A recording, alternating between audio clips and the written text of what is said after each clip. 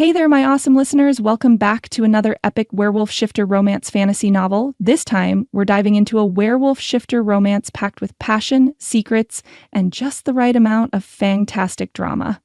I'm your host, as always, and I'm so pumped to see our little pack growing bigger every day. Big shout out to my loyal crew in the UK, Canada, New Zealand, Australia, Belgium, and the US. You've been with me from the start. And now a warm welcome to our new pack members tuning in from South Africa, Spain, Sweden, Argentina, Ireland, Costa Rica, Trinidad, and the Czech Republic. Seriously, it's so cool to have you all here with us. You guys keep this going. Your support means everything, like finding that one perfect scent trail in the woods. I'm beyond grateful for every single one of you jumping into these stories with me. So, let's get to it. This tale's got steamy romance, shifter magic, and twists that'll keep you howling for more. Grab a cozy spot, maybe a mug of something warm, or hey, a late night snack if you're drifting off with my voice in your ears. And let's sink our teeth into this adventure. The moon's up, the pack's ready, and the romance is about to heat up. If you are new to our channel, we invite you to subscribe and turn on the notification bell to stay updated with our daily releases of captivating werewolf romance stories.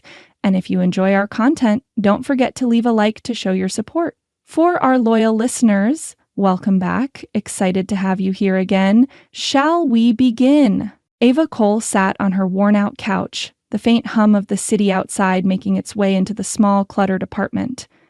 Her fingers lingered on the edge of the letter in her hand, the embossed wolf emblem glinting in the dim light. She'd read the acceptance letter from Wolfburn University at least 5 times, and yet the reality of it still didn't fully settle.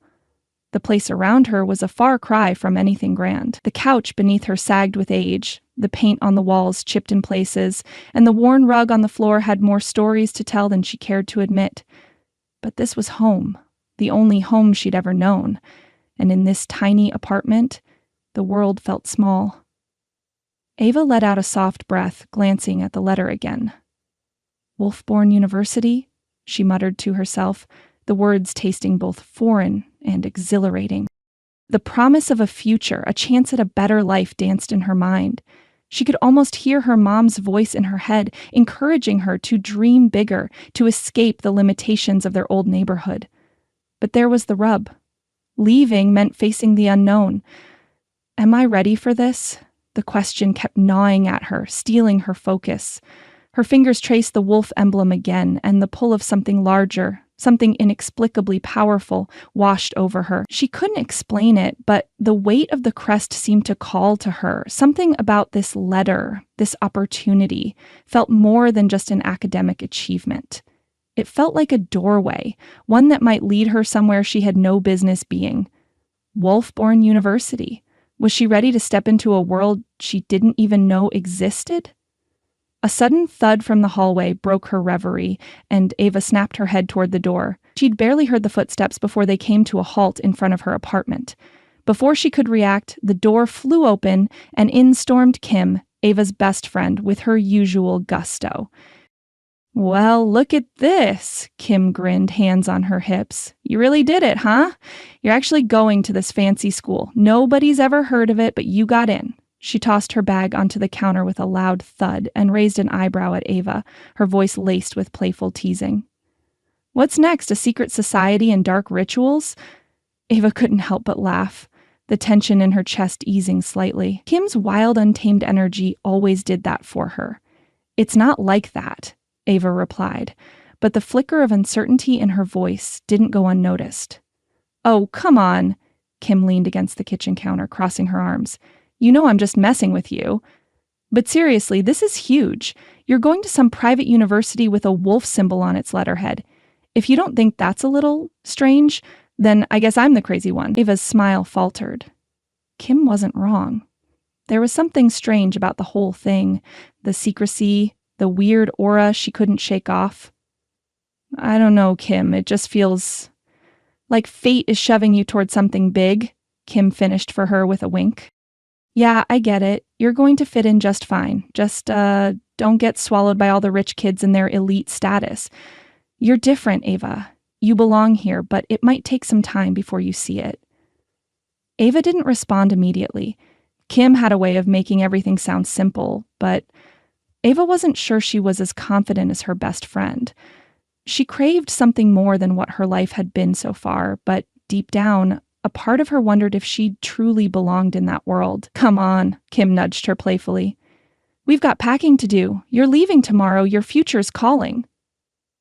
Ava glanced back down at the letter in her hand, her thumb absently brushing the embossed wolf crest. For a fleeting moment, she felt the weight of something bigger than just a university degree. It felt like something meant for her, something that had been waiting in the wings her whole life. But what exactly? And how would she fit in? All right, Ava sighed, rising from the couch. "You're right, I just don't know if I'm ready for all this." Kim grinned. "You'll be fine, trust me. You've always been the smart one, the one with the plan. Now you get to go make it happen." Ava didn't have a plan, not for this. But maybe, just maybe, it was time to take a leap. Packing went quicker than Ava expected, though every box she sealed made it harder to imagine leaving. She had just finished folding the last of her clothes into a suitcase when Kim returned with a fresh batch of snacks and a teasing grin. "Okay, listen," Kim said as she sat beside Ava on the floor.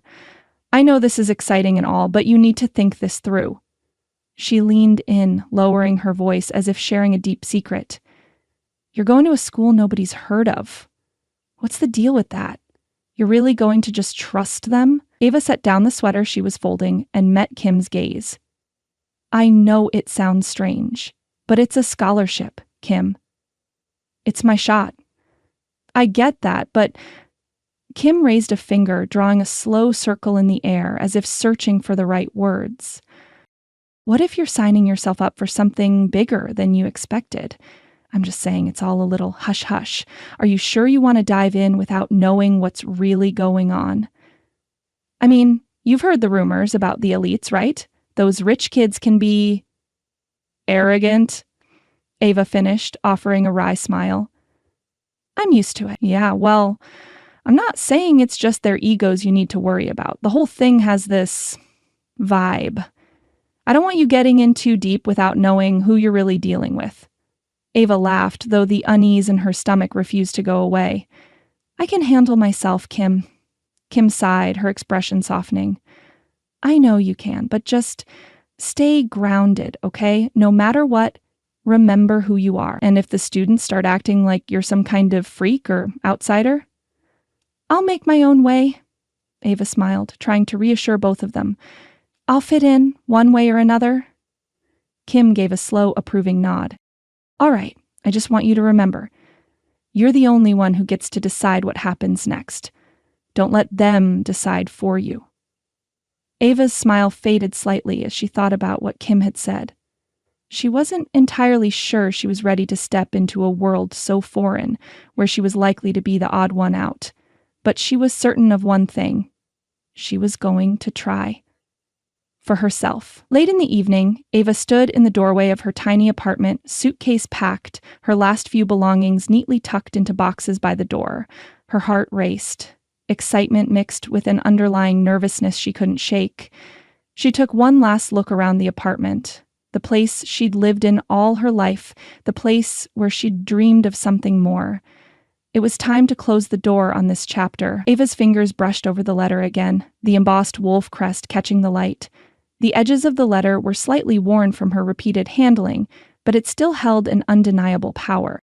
As her gaze lingered on the symbol, she felt a chill race down her spine. With one last glance at the apartment, she stepped outside. Kim was already waiting in the car parked across the street, the engine running. Ava walked briskly, pulling the door open. She took a deep breath and slid into the passenger seat, her hands clutching the letter tightly. Kim grinned. "Ready?" Ava hesitated, then nodded. "Yeah, I think I am." As they pulled away from the apartment, Ava couldn't shake the strange sensation that she was leaving behind more than just her old life.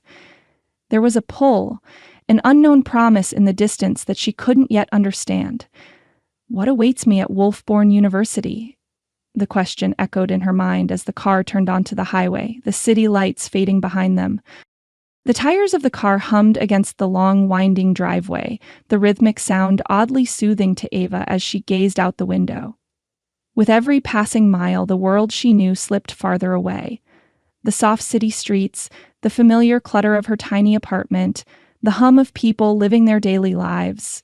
It all seemed like another world entirely.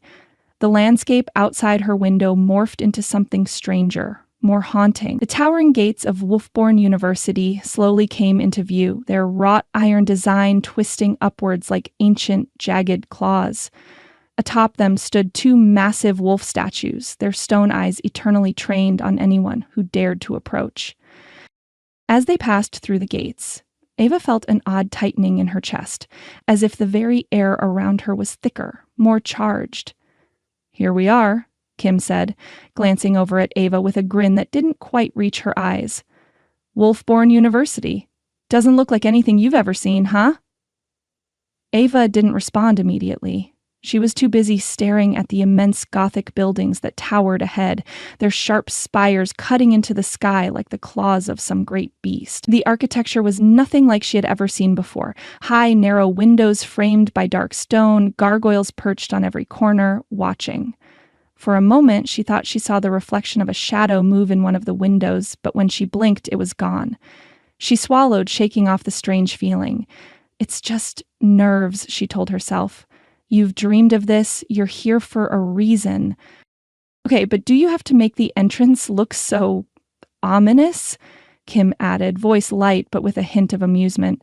"I half expect some werewolf to jump out and give us a tour in full fur." Ava half smiled, though the unease still lingered in her gut. She could feel it. The shift in energy, the way the air seemed heavier here, almost alive with something ancient and dangerous. She had read about the history of Wolfburn University, about the centuries of tradition and power that ran through its veins, but nothing could have prepared her for the reality of it. The car rolled to a stop in front of a massive stone building that seemed to rise from the earth itself. Its walls were covered in creeping ivy, and the windows were set high, offering little to the outside world. A flag with the university's emblem, the same wolf from her acceptance letter, fluttered in the breeze above the entrance. It felt like something out of a storybook, or more accurately, a nightmare. "All right, well, here goes nothing," Ava muttered, her voice wavering as she grabbed her bag from the back seat. Kim grinned but didn't push her, sensing her friend's nerves. "You'll be fine. You're destined for greatness, or something. Just remember, they all be just as human as you, probably." She winked, but Ava wasn't so sure. The moment she stepped out of the car, the cool air hit her, sharp and clean. The trees surrounding the university loomed like silent sentinels, their branches swaying slightly despite the lack of wind. The campus felt ancient, steeped in history, but also strangely alive, like it was waiting for something. Ava adjusted the straps of her bag, trying to ignore the sense of unease that crept up her spine as she looked around. As she walked toward the entrance, she noticed the students milling about. They didn't look at her like she was the new kid, but something about their gazes unsettled her. Their eyes seemed to linger just a bit too long, and a few even seemed to smell the air around her, as if she were something they could taste. A shiver ran through her, and she resisted the urge to shrink back. "Let's just get this over with," she muttered to herself, forcing herself to walk a little taller, ignoring the strange sensation that her every step was being scrutinized by unseen eyes. As she neared the grand double doors, she caught sight of one student in particular, a tall man with dark hair, his features sharp and aristocratic.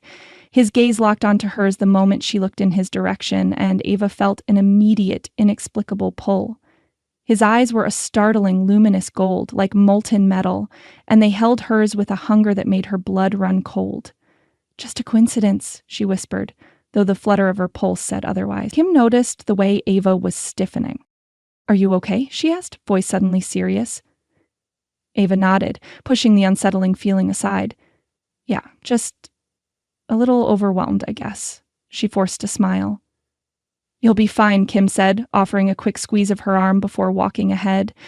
But Ava couldn't shake the feeling that there was more to this place and these people than she could see. As they entered the building, Ava's eyes were drawn to the intricate carvings in the stone walls, the ancient symbols that seemed to pulse with an otherworldly energy. The vast open hall was grand but intimidating, its high ceilings adorned with chandeliers that seemed to glow with a dim golden light. She felt small in the space, as though she didn't belong here, like an intruder in a world she didn't understand. Kim stepped forward, chatting with a student who greeted them as if they'd already met, while Ava lagged behind, her mind racing. The man with the golden eyes was still lingering in her thoughts. What was that pull she'd felt? She glanced over her shoulder, but he was nowhere to be seen. "Stop overthinking it, Ava," she whispered to herself, though the feeling of being watched never quite left. Ava stepped through the grand doors of the dean's office, her heart thudding in her chest. The air inside was thick with an ancient weight, like stepping into a space where the very walls held secrets, whispered through the ages. The office was vast, a mix of polished wood, rich leather furniture, and floor-to-ceiling bookshelves crammed with tomes she didn't even want to begin to guess the contents of. Sitting behind an immense desk made of dark mahogany was Dean Nightbloom, a figure that radiated an aura of quiet power. Her hair was sleek, midnight black, pulled into a tight, professional bun. Her attire was impeccable, a tailored suit that somehow made her look both intimidating and graceful. She glanced up, her sharp green eyes narrowing slightly as they landed on Ava, assessing her in a way that made Ava feel like an insect under a magnifying glass. "Ms. Cole?" The dean's voice was smooth, almost musical, with a cold undertone that didn't escape Ava's notice. "I trust your journey here was satisfactory." Ava swallowed, trying not to feel small beneath the woman's scrutinizing gaze. It was. Fine. A little overwhelming, but... Dean Nightbloom raised a hand, cutting her off with a simple gesture. Wolfburn University has that effect on newcomers. She set the papers she'd been reviewing aside and stood, the motion smooth and deliberate. "You've come to us with a purpose, Miss Cole. The scholarship you've been awarded is not given lightly." Ava nodded, trying not to seem too eager. "I understand. I'm honored, really." "Good," Dean Nightbloom said, her lips curving into a smile that didn't quite reach her eyes. "I'm sure you'll find Wolfburn is a place of tradition and expectation."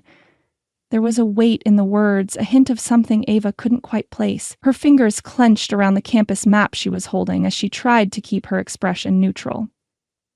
"I'll do my best to meet those expectations." Dean Nightbloom stepped around the desk, her heels clicking on the polished floor. She moved with the kind of grace that suggested she could command a room without ever raising her voice. The air seemed to thicken as she approached, and Ava instinctively took a step back. "Before you can fully join us, Miss Cole," she continued, her voice softer now but no less authoritative, "there are a few formalities to attend to." She gestured to a stack of papers on the desk, all of them marked with the university's seal. Ava hesitated, but then Dean Nightbloom was handing her a pen with a measured smile. "Sign the forms, please." Ava looked down at the papers, but the words blurred together. It was clear she wasn't just agreeing to academic terms. There were references to service and bonding buried somewhere within the fine print. Something about the way the dean's gaze lingered on her as she signed made the back of Ava's neck prickle with unease.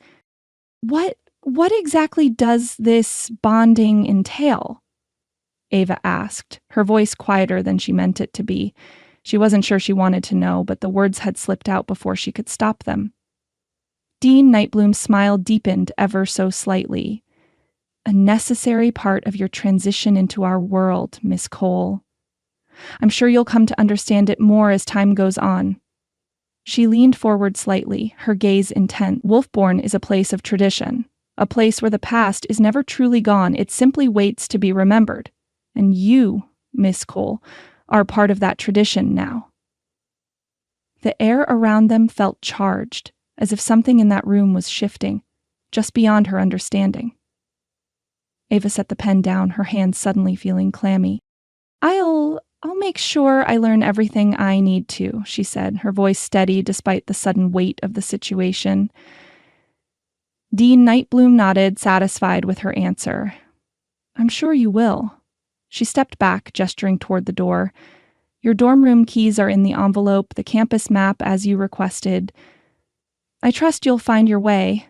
As Ava turned to leave, the dean's voice drifted to her, heavy with unspoken meaning. "And remember, Miss Cole, your path here is not just of your choosing.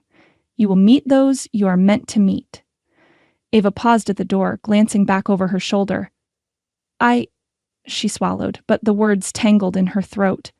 Something in the dean's eyes had made her feel as though there were more at play here than a simple scholarship. "Thank you," she said quietly, her voice betraying the unease she couldn't shake. Dean Nightbloom gave a nod, her lips curling into that unsettling smile once more. "We'll see you soon, Miss Cole."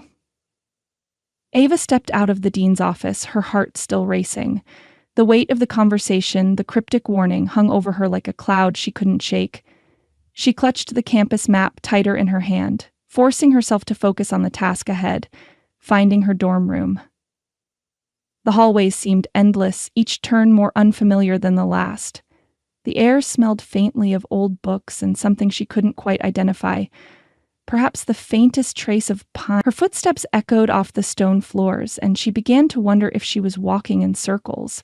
The sense of being watched never quite left her, like eyes were following her every move. But she shook it off. "It's nothing," she told herself, "just nerves." As she reached the staircase, she caught sight of a group of students in the hallway. 4 young men stood in a loose formation near the window, talking quietly among themselves. The moment Ava stepped into their line of sight, all conversation ceased, and all 4 of them turned their attention to her. A wave of heat rushed to her face, and her pulse quickened.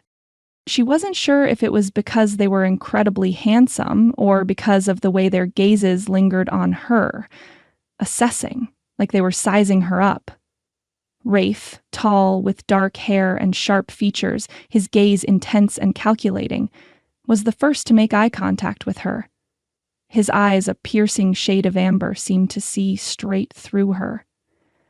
Ava's breath caught in her throat, and for a moment it felt like the world had stilled. Then there was Kieran, a striking figure with pale skin and golden eyes, a cool, effortless charm about him. His lips curved into a small, knowing smile as if he knew something she didn't. Something in his expression made her feel exposed. Jax, with his tousled hair and rebellious energy, shot her a grin, his eyes twinkling with mischief. His easy confidence was magnetic, yet something about his smile sent a flicker of unease through her. And finally, Luke, the tallest of them, his broad frame towering over the others. His dark brown eyes softened when they met hers, and there was something undeniably protective in the way he studied her. Ava swallowed, willing herself to look away, but it was as if she couldn't. The connection, whatever it was, pulled her in, held her in place for a beat longer than necessary. "New girl?"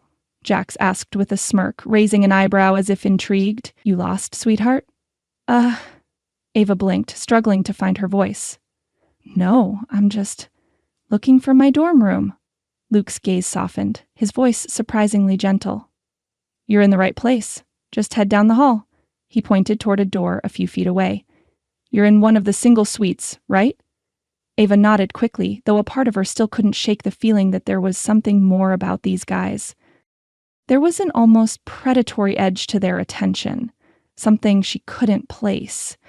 Rafe's intense gaze followed her as she walked past, and for a brief moment, she could have sworn she felt a strange, almost invisible pull toward him. It left her feeling disoriented, breathless.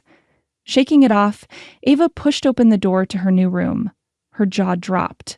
Her dorm suite was nothing like she expected. Instead of the standard bare-bones room she had prepared herself for, she was greeted with polished wooden floors, a king-sized bed with luxurious bedding, and a large window that opened onto a view of the sprawling campus grounds. It was nothing short of extravagant, far more than she could ever have imagined for a scholarship student. As she stepped further into the room, she paused, wondering why Wolfburn University had gone so far out of their way to make her feel special. Was this really just part of the scholarship, or was there something more to her place here than she understood? With a sigh, Ava dropped her bag on the bed, her mind still spinning with unanswered questions. Outside the door, she could have sworn she heard footsteps retreating down the hallway, all of them. A shiver ran down her spine. Ava stepped into the large lecture hall, the sheer size of it making her feel even smaller than she already did. The walls were lined with dark wood and heavy curtains, giving it an almost ancient, regal feel. Students filed in around her, taking seats at the long rows of desks. She was one of the first to arrive, so she chose a spot near the back, hoping to remain unnoticed. But it didn't work. It never worked. As the room began to fill, she could feel eyes on her. Whispers rippled through the crowd like a low hum, too soft for anyone else to hear, but loud enough for her to sense the shift in energy. Werewolves. Most of them were werewolves, and she could feel the weight of their attention like a physical force. It wasn't just curiosity. There was something else in those gazes. Something calculating. Ava tried to focus on the front of the room, where a stern-faced professor stood at the podium. He was tall, with sharp features and an air of authority that made her immediately uncomfortable. His dark eyes scanned the room, and when they landed on her, the briefest flicker of recognition passed over his face. "Ah, Miss Cole," the professor began, his voice rich with a faint accent. "It seems we have an exceptional student joining us this year." He didn't quite smile, but the words were laced with something that almost sounded like amusement. "Let's hope your presence doesn't upset the balance here too much." Ava's stomach dropped. She had hoped to blend in, to make it through orientation without drawing attention, but it seemed impossible. The whispers only grew louder as the professor continued his lecture, explaining the history of the university, the traditions, and, much to Ava's dismay, the pack hierarchy. Terms like alpha lines and dominance rituals were tossed around like they were common knowledge. She wasn't sure if she was more confused or terrified. The fact that she had been accepted into this prestigious hidden school seemed to be a fluke, and now she was hearing about things she couldn't begin to understand. How was she supposed to fit into a place where ancient feuds and pack dynamics ruled every aspect of life? "And for those who are not of wolf descent," the professor's voice broke through her thoughts, "you will be expected to understand your place, and more importantly, your role in maintaining the peace." Eva's heart raced, and she glanced around at the students who were still eyeing her with the same calculating stares. None of them looked like they belonged to any pack. They all had an edge to them, sharp eyes, toned bodies, and an intensity in their gaze that made Ava feel like an intruder. But she could tell. They knew. They knew exactly who she was. "Remember," the professor continued, "our world runs on the strength of the pack. Only the strongest survive, and the right bonds must be forged. Keep this in mind when interacting with others." His gaze locked onto Ava for a moment, sending a shiver down her spine. "You wouldn't want to disrupt the natural order, would you?" There it was again, that feeling of being singled out. Ava couldn't quite put her finger on why it was so uncomfortable, but something about this place, these students, made her feel like she was playing a game she didn't even understand. After the lecture, Ava walked out of the hall, the murmurs of the students following her like a cloud. She tried to keep her head down as she navigated through the crowd, but the feeling of being watched never left her. Her mind was spinning from all the new information, and it didn't help that she felt completely out of place. She didn't even hear the footsteps approaching until they were almost on top of her. "Ava Cole?" a voice called from behind. She turned sharply to find a well-dressed woman standing there, her posture perfect, her gaze cold and direct. Dean Nightbloom. Ava's stomach twisted at the sight of her. The dean's presence was commanding, as if she knew exactly how to control the room, how to control anyone within it. "Yes?" Ava answered, trying to keep her voice steady. The dean's lips quirked slightly, like she was holding back a smile. "Follow me, Miss Cole. The Chancellor has requested your presence." Ava's brow furrowed. The Chancellor? She didn't even know there was a Chancellor at Wolfburn University. But something in the dean's eyes told her this was no request, it was an order. With a reluctant nod, Ava followed her down the dimly lit hallway, the sound of their footsteps echoing against the stone floor. Dean Nightbloom's heels clicked sharply, adding to the tension in the air, and Ava couldn't shake the feeling that she was walking towards something important, something she was not prepared for. They stopped in front of a large door, and the dean turned to her. "Wait here." Ava stood in the corridor, her thoughts racing. The whispers from the students earlier had left her unsettled, and the way the dean had called for her only added to the mounting anxiety in her chest. Moments later, the door creaked open and the dean beckoned her inside. The room was grand. Lined with ancient bookshelves and a massive desk sat at the far side, a single figure seated behind it. The Chancellor, a man with silvery hair and sharp, piercing eyes, looked up as Ava entered. He didn't smile. He didn't even acknowledge her presence right away. Instead, he continued to study a stack of papers in front of him as if he were making a decision. Dean Nightbloom closed the door behind Ava and stepped aside, her eyes glinting with something unreadable. "Miss Cole," the Chancellor said finally, his voice smooth and authoritative, "I trust you've been made aware of the expectations here at Wolfburn." Ava nodded, though she wasn't sure what the real expectations were. There was so much about this place she didn't understand. "Good," he continued. "Then you'll understand the gravity of the decision we are about to make. Your scholarship, Ms. Cole, is conditional. You've been chosen for a very specific purpose." Ava blinked, her heart skipping a beat. "I'm not sure I understand." The Chancellor leaned forward, his sharp gaze locking onto hers. "You are to become the bonded partner of 4 of our most prominent heirs, Rafe, Kieran, Jax, and Luke. Their alphaship is tied to your presence here." He paused, letting the weight of the words sink in. "This is not a choice, Ms. Cole. This is your destiny." Ava's world seemed to tilt on its axis.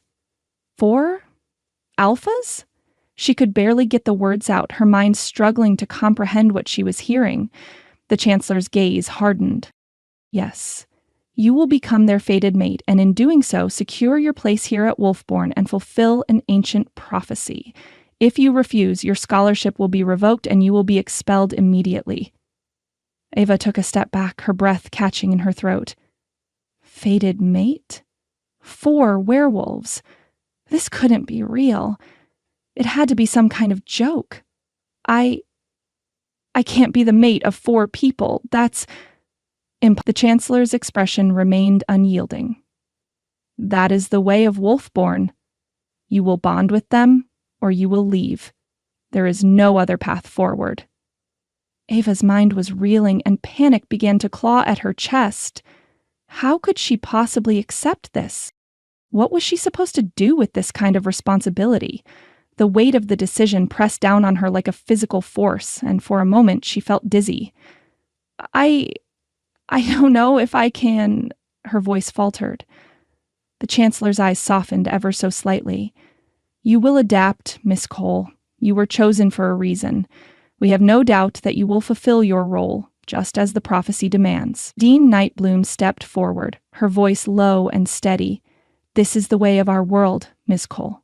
The bond is unbreakable, and you are already marked as the fated Omega." Ava felt a chill run through her at the mention of the Omega. The very idea of being fated to 4 alphas seemed impossible, yet the weight of the words echoed in her chest. She had been marked.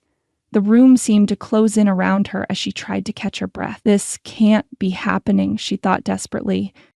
But as the 2 figures before her watched patiently, she knew it was real. Her fate was sealed. Ava's heart raced as she fled the Chancellor's office, her mind reeling with the weight of his words. Fated mate? 4 alphas? The very idea of it was too much to process. She could barely breathe, the air feeling too thin, too tight. She had to get out of that room, away from their stares, their expectations. Her footsteps echoed in the narrow corridor, but she didn't slow down, didn't stop to glance back. The weight of the world pressed on her chest, and she was desperate to escape the suffocating feeling that had settled deep in her gut. But as she rounded a corner, she was brought up short by a group of figures standing in her path. Rafe, Kieran, Jax, Luke. For a split second, time seemed to freeze. She skidded to a halt, eyes wide as the 4 men looked at her with expressions ranging from curiosity to something much more possessive. The sudden tension in the air was almost palpable, and Ava's breath caught in her throat. They'd been following her, she was sure of it now. "Careful there, sweetheart," Jax drawled, his usual cocky grin replaced with something more intense. His eyes, dark and knowing, studied her with an almost predatory gleam. "Didn't expect to run into you quite so soon." Ava barely managed to find her voice. She took a step back, but the wall was just behind her, trapping her in place. Her pulse thundered in her ears, her hands trembling slightly at her sides. What were they doing here? Why were they looking at her like that? Rafe, the brooding figure she had seen earlier, stepped forward. His amber eyes were dark, not quite anger, but something more primal. "We need to talk, Ava," he said, his voice low and compelling. "We've been waiting for you." The words hung in the air like a challenge, and despite the panic swirling inside her, Ava couldn't help but feel a pull toward him. It was as if the universe itself was pushing her closer to them, even though every rational part of her screamed that this was impossible. She blinked, trying to process the situation, trying to find her footing. "Waiting for me?" She couldn't help but laugh, though it came out strained. "For what? So you can tell me I'm your fated mate?" Kieran, the quiet one with the piercing golden eyes, watched her with a level of intensity that made her skin prickle. There was no amusement in his expression, only curiosity. "You don't believe us?" It wasn't a question, more like an observation, a statement of fact. "But you can't ignore the truth, Ava." She took a shaky breath, shaking her head. "This is insane. I don't even know what this is. I'm supposed to, what, be bonded to 4 of you?" Luke, the large protective one, stepped closer, his eyes softening just slightly. "It's not as crazy as it sounds. You were chosen, and no matter how you feel about it, that bond is already there. You just don't see it yet." Ava's mind spun, her heart still pounding in her chest. She couldn't understand how this could be happening. 4 alphas. A single mate. It was too much, too fast. Her entire life had just been upended in one conversation, and now these 4 men, who radiated power and dominance, were standing before her, each of them looking at her with a mixture of things she wasn't sure she was ready to face. "I didn't ask for this," she managed, her voice coming out sharper than she intended. "I didn't ask for any of this." Jax let out a low chuckle, but there was something in his eyes that made Ava's skin crawl. "No one asked for it, babe, but it's happening whether you want it to or not." Her chest tightened at his words, and she tried to back away, her pulse thudding in her throat. I'm not doing this." She looked from one man to the next, her eyes wide with disbelief. "This is insane. I don't even know you. How can you say we're meant to be together?" Rafe's gaze hardened, his jaw tightening, but there was something softer underneath that intensity. Something raw. "You'll understand, Ava. You're our mate. It's not just about us. It's about something bigger than all of us." Her chest tightened at the words. Mate. The word echoed through her mind, twisting in her stomach. There was a pull, an undeniable tug in her chest every time her gaze met theirs. The 4 of them standing together felt like an unspoken truth that her brain refused to accept. She couldn't explain it, but the feeling was there. Strong, intense, impossible to ignore. And she had to push it away. "I can't," Ava started, but her words trailed off as Rafe's gaze softened just enough to make her heart ache. "You can," he said quietly, taking a small step toward her. "You will." Ava looked at the 4 of them, each of them so different, yet all connected by something she couldn't understand. Fated mates. It felt like a joke, something out of a fairy tale. But the tension between them, the pull she felt, made her wonder if she was the one who was being naive. "I need some time," she said quickly, the words rushing out before she could stop them. "I need to think. I don't know what this is. I don't know who you are." Before any of them could respond, she turned on her heel and ran. She didn't look back. She couldn't. Her heart hammered in her chest as she made her way back down the hall, her breath coming in shallow gasps. Every fiber of her being screamed for her to run faster, to escape. But there was that nagging pull, that strange attraction that kept her tethered to them. The sensation clung to her like a shadow, and no matter how hard she tried to outrun it, it remained. The doors to her dorm slammed shut behind her, and Ava leaned against it, breathing heavily. What had just happened? She pressed a hand to her chest, still feeling the echo of their gazes. The pull was there, and she couldn't escape it. Not now, not ever. And that terrified her. The silence in Ava's dorm room felt suffocating, almost as though the walls were closing in around her. She sat on the edge of the plush bed, her fingers absently tracing the edges of the scholarship contract that still lay open before her on the desk. The words seemed to blur and shift as she reread them for the 100th time. Termination upon refusal. That one line stood out more than anything else. It had been there, hidden in the fine print, and now it felt like a weight she couldn't escape. The decision she had to make was more complicated than she'd ever imagined. Ava's hands shook slightly as she set the contract down, running her palms over her face in frustration. The weight of it all. Being forced into something she didn't understand, something that felt completely out of her control, was overwhelming. Her gaze flicked to the large window in the corner of the room. The night sky stretched wide and dark, stars twinkling faintly above the distant campus. She felt small in that moment, just another person in a world she couldn't comprehend, trying to make sense of a fate she hadn't asked for. With a sigh, she grabbed her phone from the nightstand and unlocked it, fingers trembling as she searched for Kim's contact. She had to talk to someone who could make sense of it. Someone who wasn't here, who could offer perspective. Kim picked up after 2 rings. "Ava, are you okay? You sound—" "I'm not okay," Ava interrupted, her voice tight. "This is too much. I don't know what to do." She let out a shaky breath, sinking back into the cushions of the bed. "The scholarship's conditional. If I don't bond with them, if I don't accept it, I'm out. And then what? I go back home empty-handed? How am I supposed to face that?" Kim's voice softened. "You don't have to accept it, Ava. If it's too weird, too much, then pack up and leave. I'm sure there are other options." Ava's mind was spinning. "But then I lose everything. This scholarship was my chance to get out, to have a future without drowning in debt. I can't throw that away." Her voice cracked as the weight of her own words sank in. She couldn't walk away from it. Couldn't. Kim was quiet for a moment, and Ava could practically hear the wheels turning in her friend's head. "It's a big decision, I get it, but you deserve a life that you choose, not one forced on you." Ava swallowed, the lump in her throat growing. "I don't even know what that life looks like anymore. This whole bonding thing, it's impossible, Kim." "I know," Kim said, her voice gentle. "But you'll figure it out. Just don't rush. Don't make a decision that you'll regret." Ava's gaze slid back to the contract, the words still searing into her mind. There was no escaping this, not really. She could leave, she could walk away, but there was no other option that would give her what she had here. The promise of a future that wasn't entirely shaped by the mistakes of the past.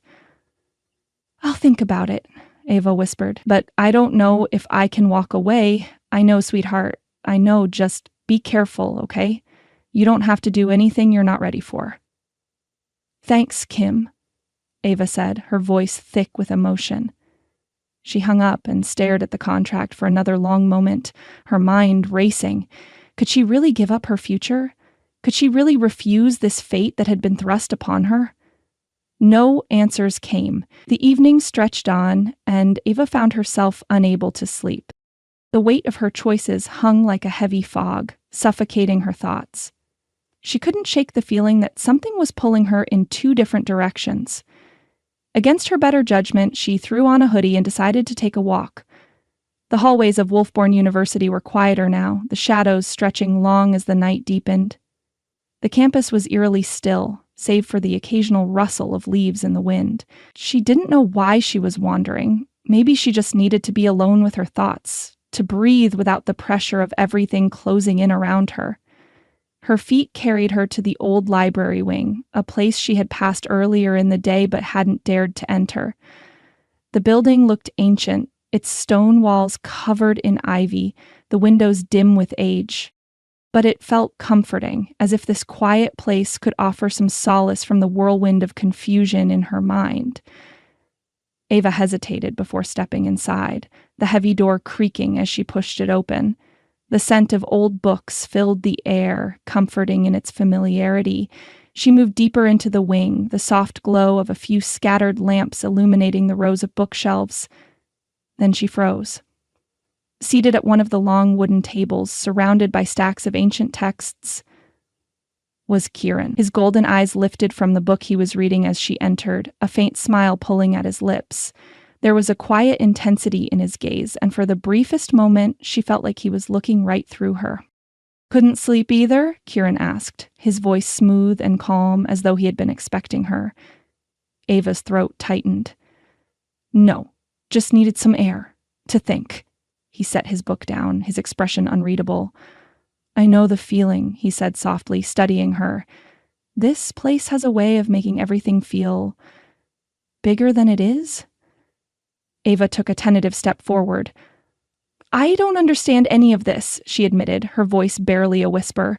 "The bond. The prophecy. It's like everything here is telling me I have no choice." Kieran's gaze softened just a fraction, a flicker of something she couldn't quite identify passing through his eyes. "You're not the only one who didn't choose this." He leaned back in his chair, arms crossed, his gaze never leaving hers. "None of us did. But here we are, bound by something we didn't ask for." Ava frowned, taking a seat across from him. "So you're just okay with it? With being fated to 4 women?" His lips twitched, but there was no humor in it. "No one asked for this kind of bond, Ava. Trust me, the pressure of it, of the expectations, is heavier than you think." She watched him carefully, the lines of his face softer than before. "Then why do you go along with it?" Kieran sighed, the weight of his own thoughts pressing down on him. "Because fate doesn't give us a choice, Ava. We don't get to question it. We just have to accept it." His gaze locked with hers and his voice dropped low. "And you don't get to walk away from it either."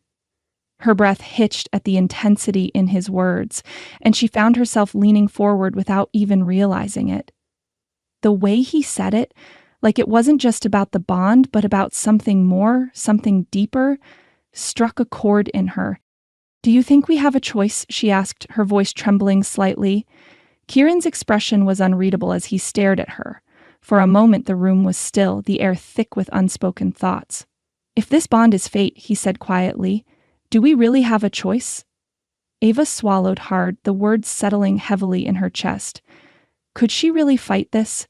Could she defy fate and walk away from the 4 alphas who seemed determined to pull her into their world? The weight of Kieran's words stayed with Ava as she made her way back to her dorm room.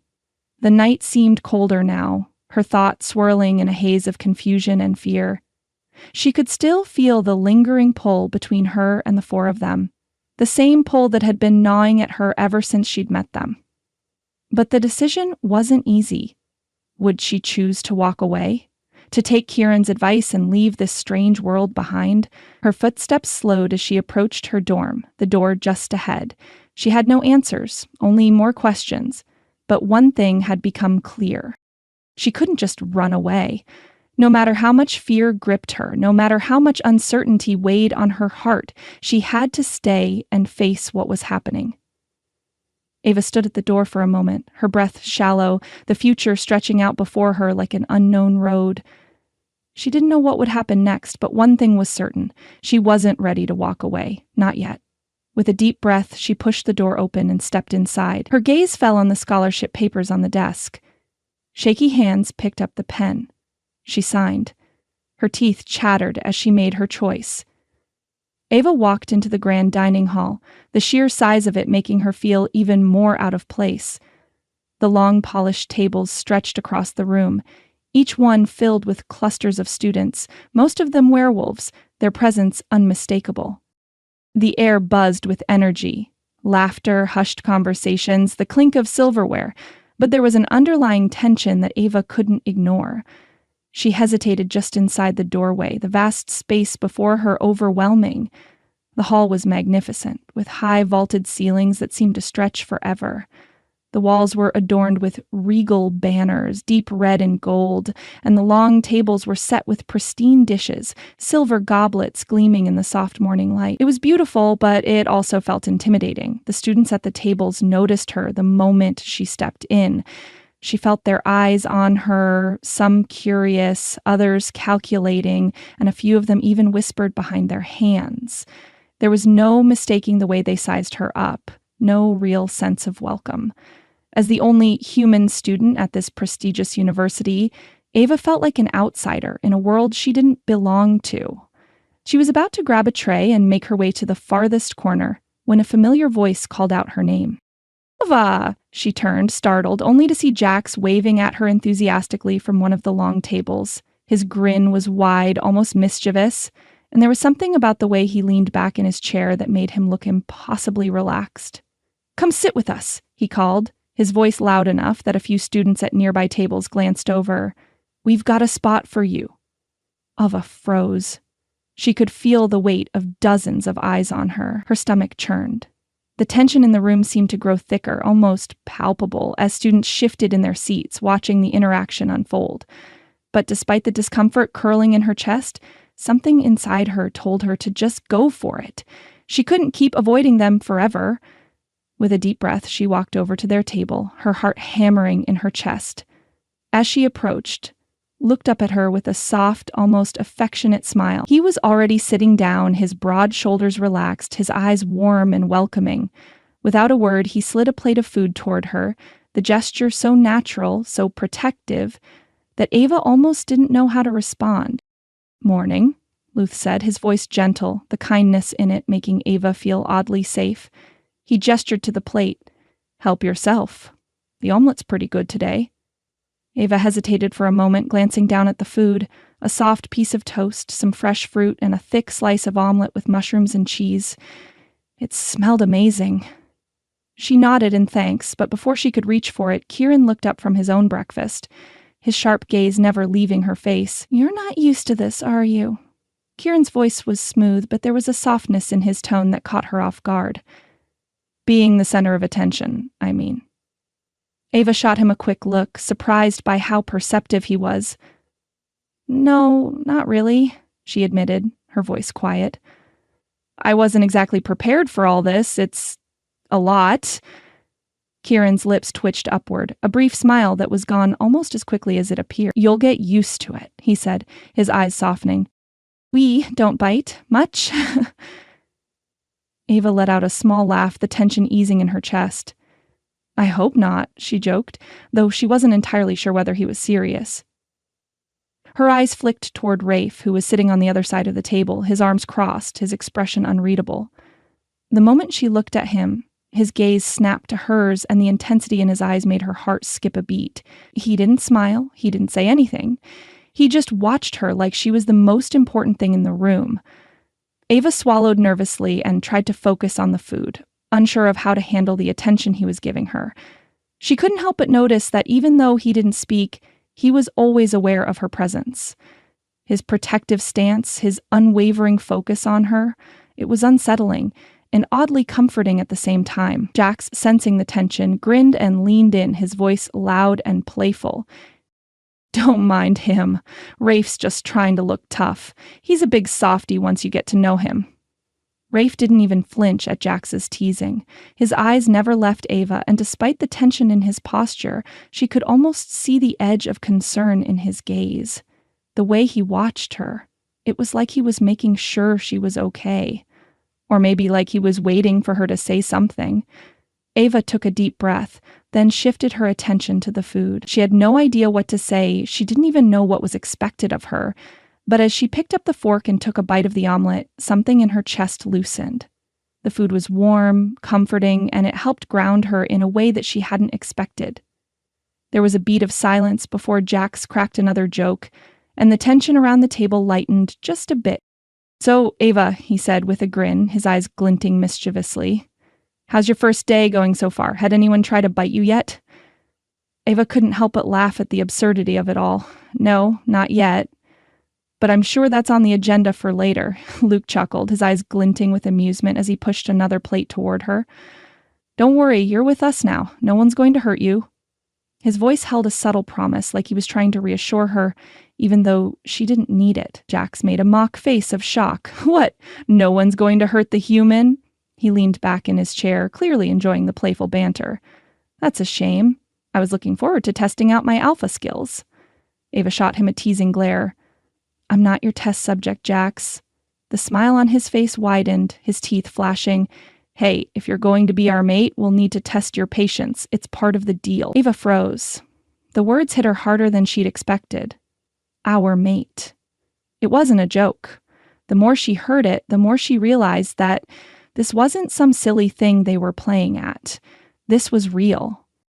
She was their fated mate, and there was no getting away from it. Rafe's gaze softened for the first time that morning. Without breaking eye contact, he placed a forkful of fruit on her plate, a silent offering. His expression wasn't cold, but it wasn't warm either. He was just watching her, waiting. Ava glanced down at the fruit and then back up at him, unsure of how to handle this dynamic. "Thank you," she whispered, barely above a breath. He nodded once, that same intensity still simmering in his eyes. He was still guarding her, still watching over her. The bond between them was undeniable, even if she wasn't ready to fully accept it. The table fell into a comfortable silence after that, the tension easing into something more familiar. Ava found herself eating, laughing, and even enjoying the banter. But beneath it all, there was a feeling, a nagging feeling that she couldn't ignore. This wasn't just a meal. It was the beginning of something bigger, something more complicated than she could possibly imagine. And deep down, Ava couldn't help but feel drawn to it, to them, to this strange, chaotic world where fate had already set her path. The massive training ring was bathed in harsh artificial light, the thick mats beneath Ava's feet making her feel like she was walking on air. The room smelled of sweat and determination, the walls lined with weapon racks and equipment for the rigorous training sessions that took place here. It felt foreign to her. The energy in the room was thick with power, and she, the lone human among the werewolves, couldn't help but feel like she was in over her head. Ava took a deep breath as she stepped into the ring, the nervous flutter in her stomach twisting tighter with each passing second. All around her, the students were stretching and preparing. She glanced toward the front of the room where the instructor stood, tall, imposing, with sharp eyes that seemed to measure each student as they approached. His arms were crossed, a stance of authority that sent a ripple of unease through her. "Class," the instructor's deep voice boomed, making everyone stand a little straighter. "Today, we will begin with the fundamentals of lunar combat and understanding pack dynamics." Ava tried to listen, but it was hard to concentrate when her focus kept drifting toward her mates. Rafe, Kieran, Jax, and Luke were all in the ring with her, their powerful bodies moving with the kind of grace and strength that made it look effortless. They were werewolves, after all, born with heightened senses and abilities that set them apart from everyone else.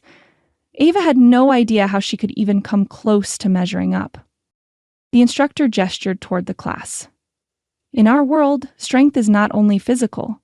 It is also about understanding your role within the pack. As an alpha, you take the lead, protect the omega, and maintain balance. The omega, in turn, provides stability, emotionally and mentally. The pack cannot function without both roles. We are a unit. You are never alone." Ava's heart skipped a beat as the instructor's words rang in her ears. The omega. Her. Was she really expected to fulfill that role? She wasn't sure she even understood what that meant. But the attention from the other students, particularly her mates, made her skin heat. Their eyes were on her. Rafe's unwavering gaze, Kieran's cool assessment, Luke's quiet protection, and Jax's teasing grin. Ava blinked and forced herself to focus on the instructor, but his words about alpha and omega roles made her feel small and out of place. She wasn't built for this. Her human body didn't have the same power or instincts as theirs. She was already behind. The instructor's next words seemed to confirm her fear. "Everyone, pair up. You will begin with basic sparring. Focus on your stance, your control, and maintaining the roles of alpha and omega. Remember, balance." Ava froze.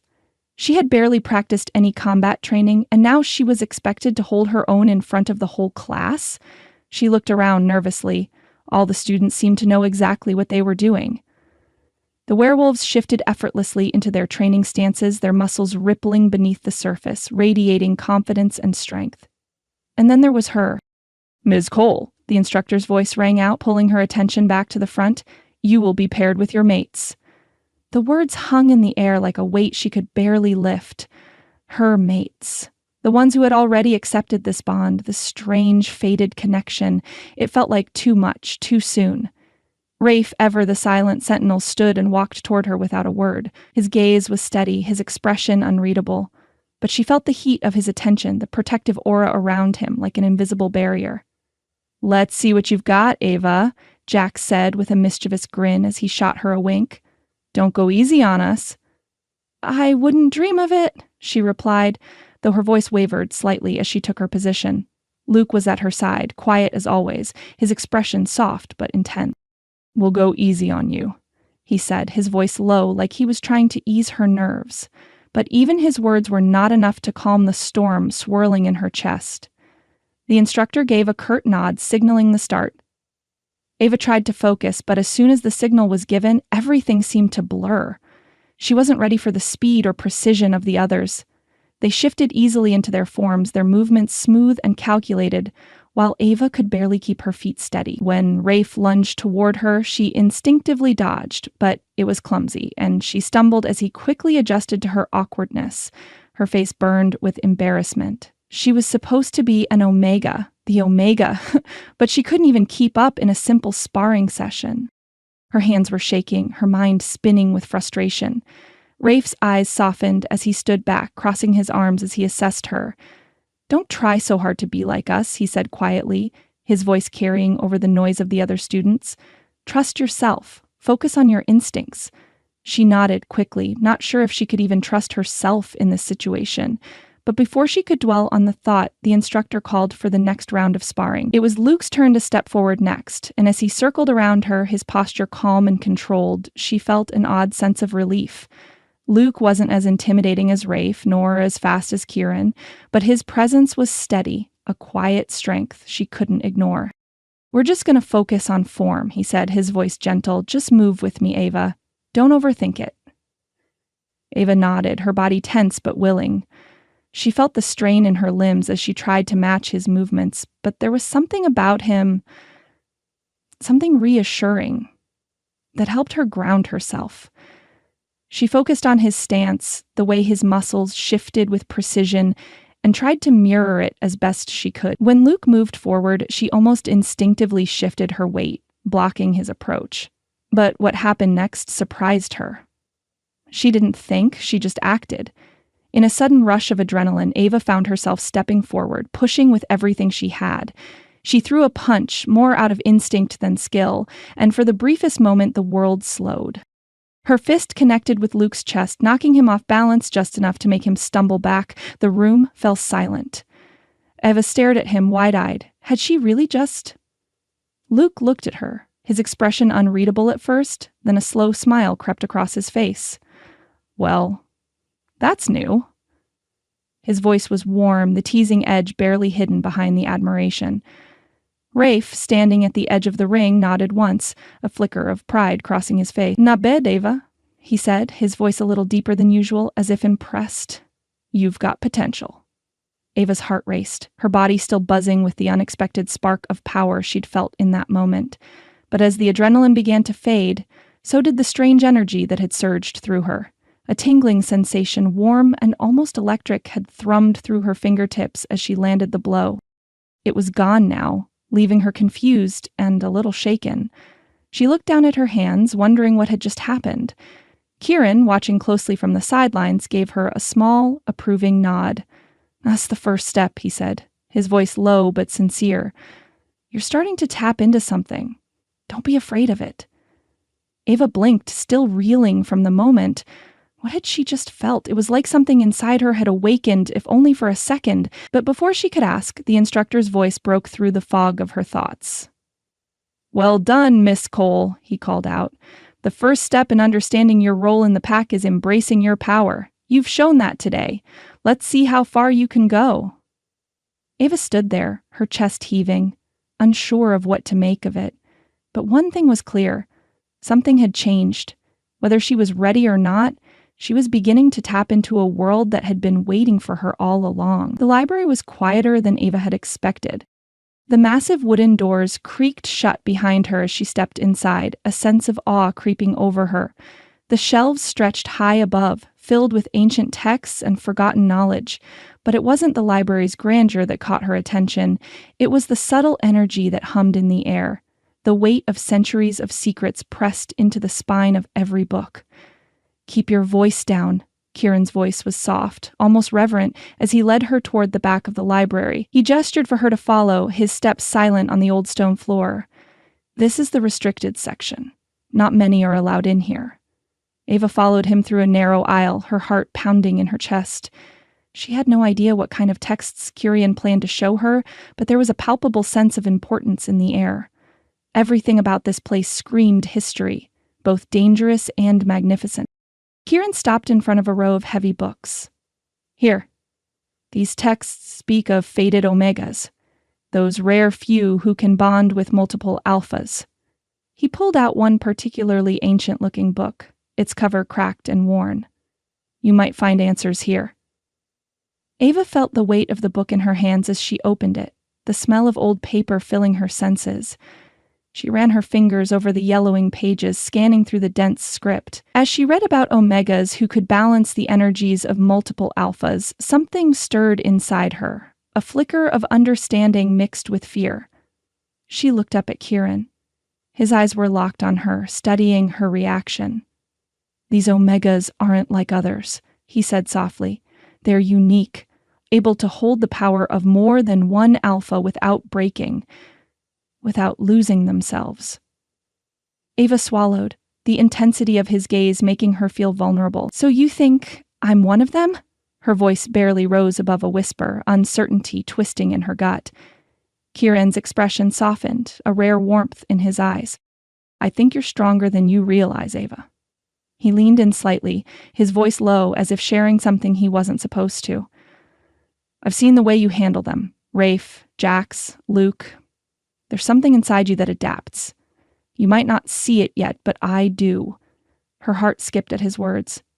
It was one thing to hear it from them, their possessiveness, their unyielding belief in her, but to hear it from Kieran, the quiet observer, made her feel something deeper, something stirring inside her chest. She glanced down at the book again, feeling the weight of their shared gaze. For a moment, the world outside the library didn't exist. It was just the two of them, surrounded by centuries of knowledge, their connection deepening with each passing second. There's so much I don't understand, Ava admitted softly, her voice vulnerable in a way she didn't quite expect. This bond, what it means, what I'm supposed to do. Kieran smiled gently, a glimmer of reassurance in his eyes. You'll figure it out. You're not alone in this. He reached forward, his hand brushing against hers as he closed the book. The touch lingered just a moment too long, and a spark of something warm and comforting flared between them. Ava blinked, trying to ignore the flutter in her chest. She was still trying to process everything. This connection, the bond, it was all too much at once. Kieran's voice broke through her thoughts. You don't have to have all the answers right now. Just take it one step at a time. Let the bond grow naturally. She nodded, though her heart was still racing. There was a gentle pull toward him, one that she didn't want to acknowledge just yet. But it was there, undeniable and real. As they exited the library, the warm golden light of the late afternoon flooded the hall. Kieran's steps were sure, but Ava couldn't shake the feeling that something was off. There was a sense of tension in the air, a buzzing current that seemed to follow her everywhere. Just as they reached the doorway, she froze. Jax was leaning against the pillar just outside, his arms crossed and a grin spread across his face. Well, well. What's this, a secret library date? His voice was playful, but there was a sharpness in his eyes that made Ava uneasy. Kieran stepped in front of her, his posture immediately protective. Don't start, Jax. Jax raised his hands in mock surrender, though his grin didn't fade. I'm just saying. You two have been spending a lot of time together, getting all cozy in the restricted section. What's going on? Ava felt her cheeks heat, but she didn't look away from Jax. We were just researching, she said, trying to keep her voice steady. Jax's smirk widened, and his eyes glinted with mischief. Researching, huh? Bet you're learning all sorts of interesting things about yourself. He raised an eyebrow at her, his gaze full of teasing. You're really going to accept this whole fated mate business? Ava stiffened, the words hitting her like a punch to the gut. What's that supposed to mean? Jax's smile faltered for a brief second, the playfulness in his expression replaced by something more guarded. I didn't ask for this. Any of it. His eyes softened, and for a moment, she could see the cracks in his facade. "I never wanted to be tied down. Not like this." Ava blinked, surprised by the sudden shift in his demeanor. She opened her mouth to say something, but Jax cut her off, shaking his head. "Forget it," he muttered, turning on his heel. "It's just frustrating, that's all. I don't want this, and you probably don't either." He glanced back over his shoulder. "But you don't have much of a choice." And with that, he stormed off, leaving Ava standing there, unsure of what had just happened. Kieran sighed beside her, his voice quieter than before. "Jax doesn't handle change well. He'll come around." Ava wasn't so sure. Was Jax just putting up a front, or was he truly conflicted about their bond?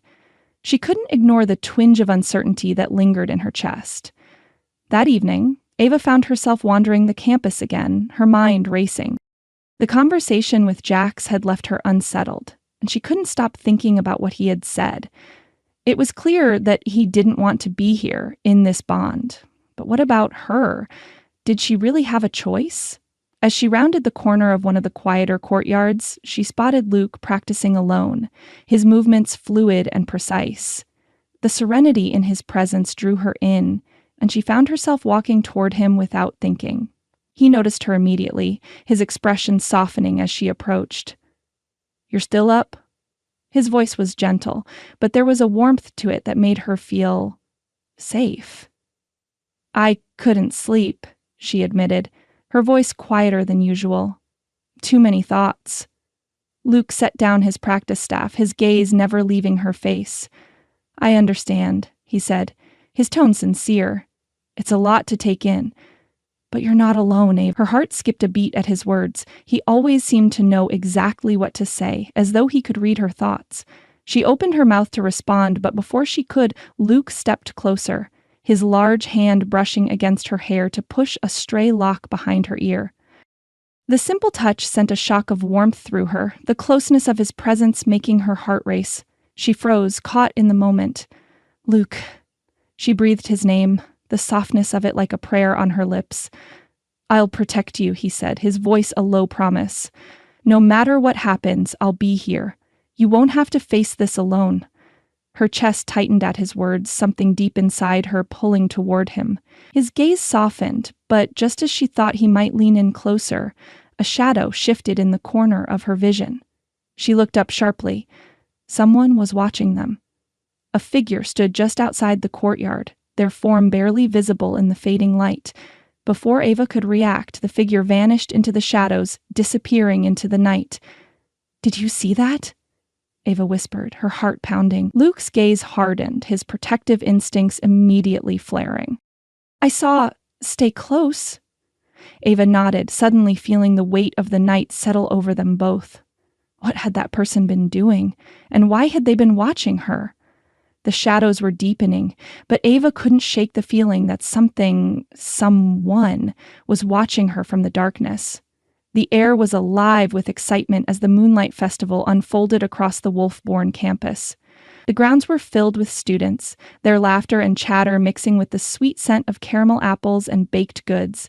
Lanterns, their soft glow mimicking the light of the full moon, were strung up between towering trees, casting a warm, inviting glow over everything. Stalls were set up along the edges of the festival grounds, offering arcane trinkets, mystical charms. Ava stood with Rafe, Kieran, Luke, and Jax, taking it all in. She had never seen anything quite like it.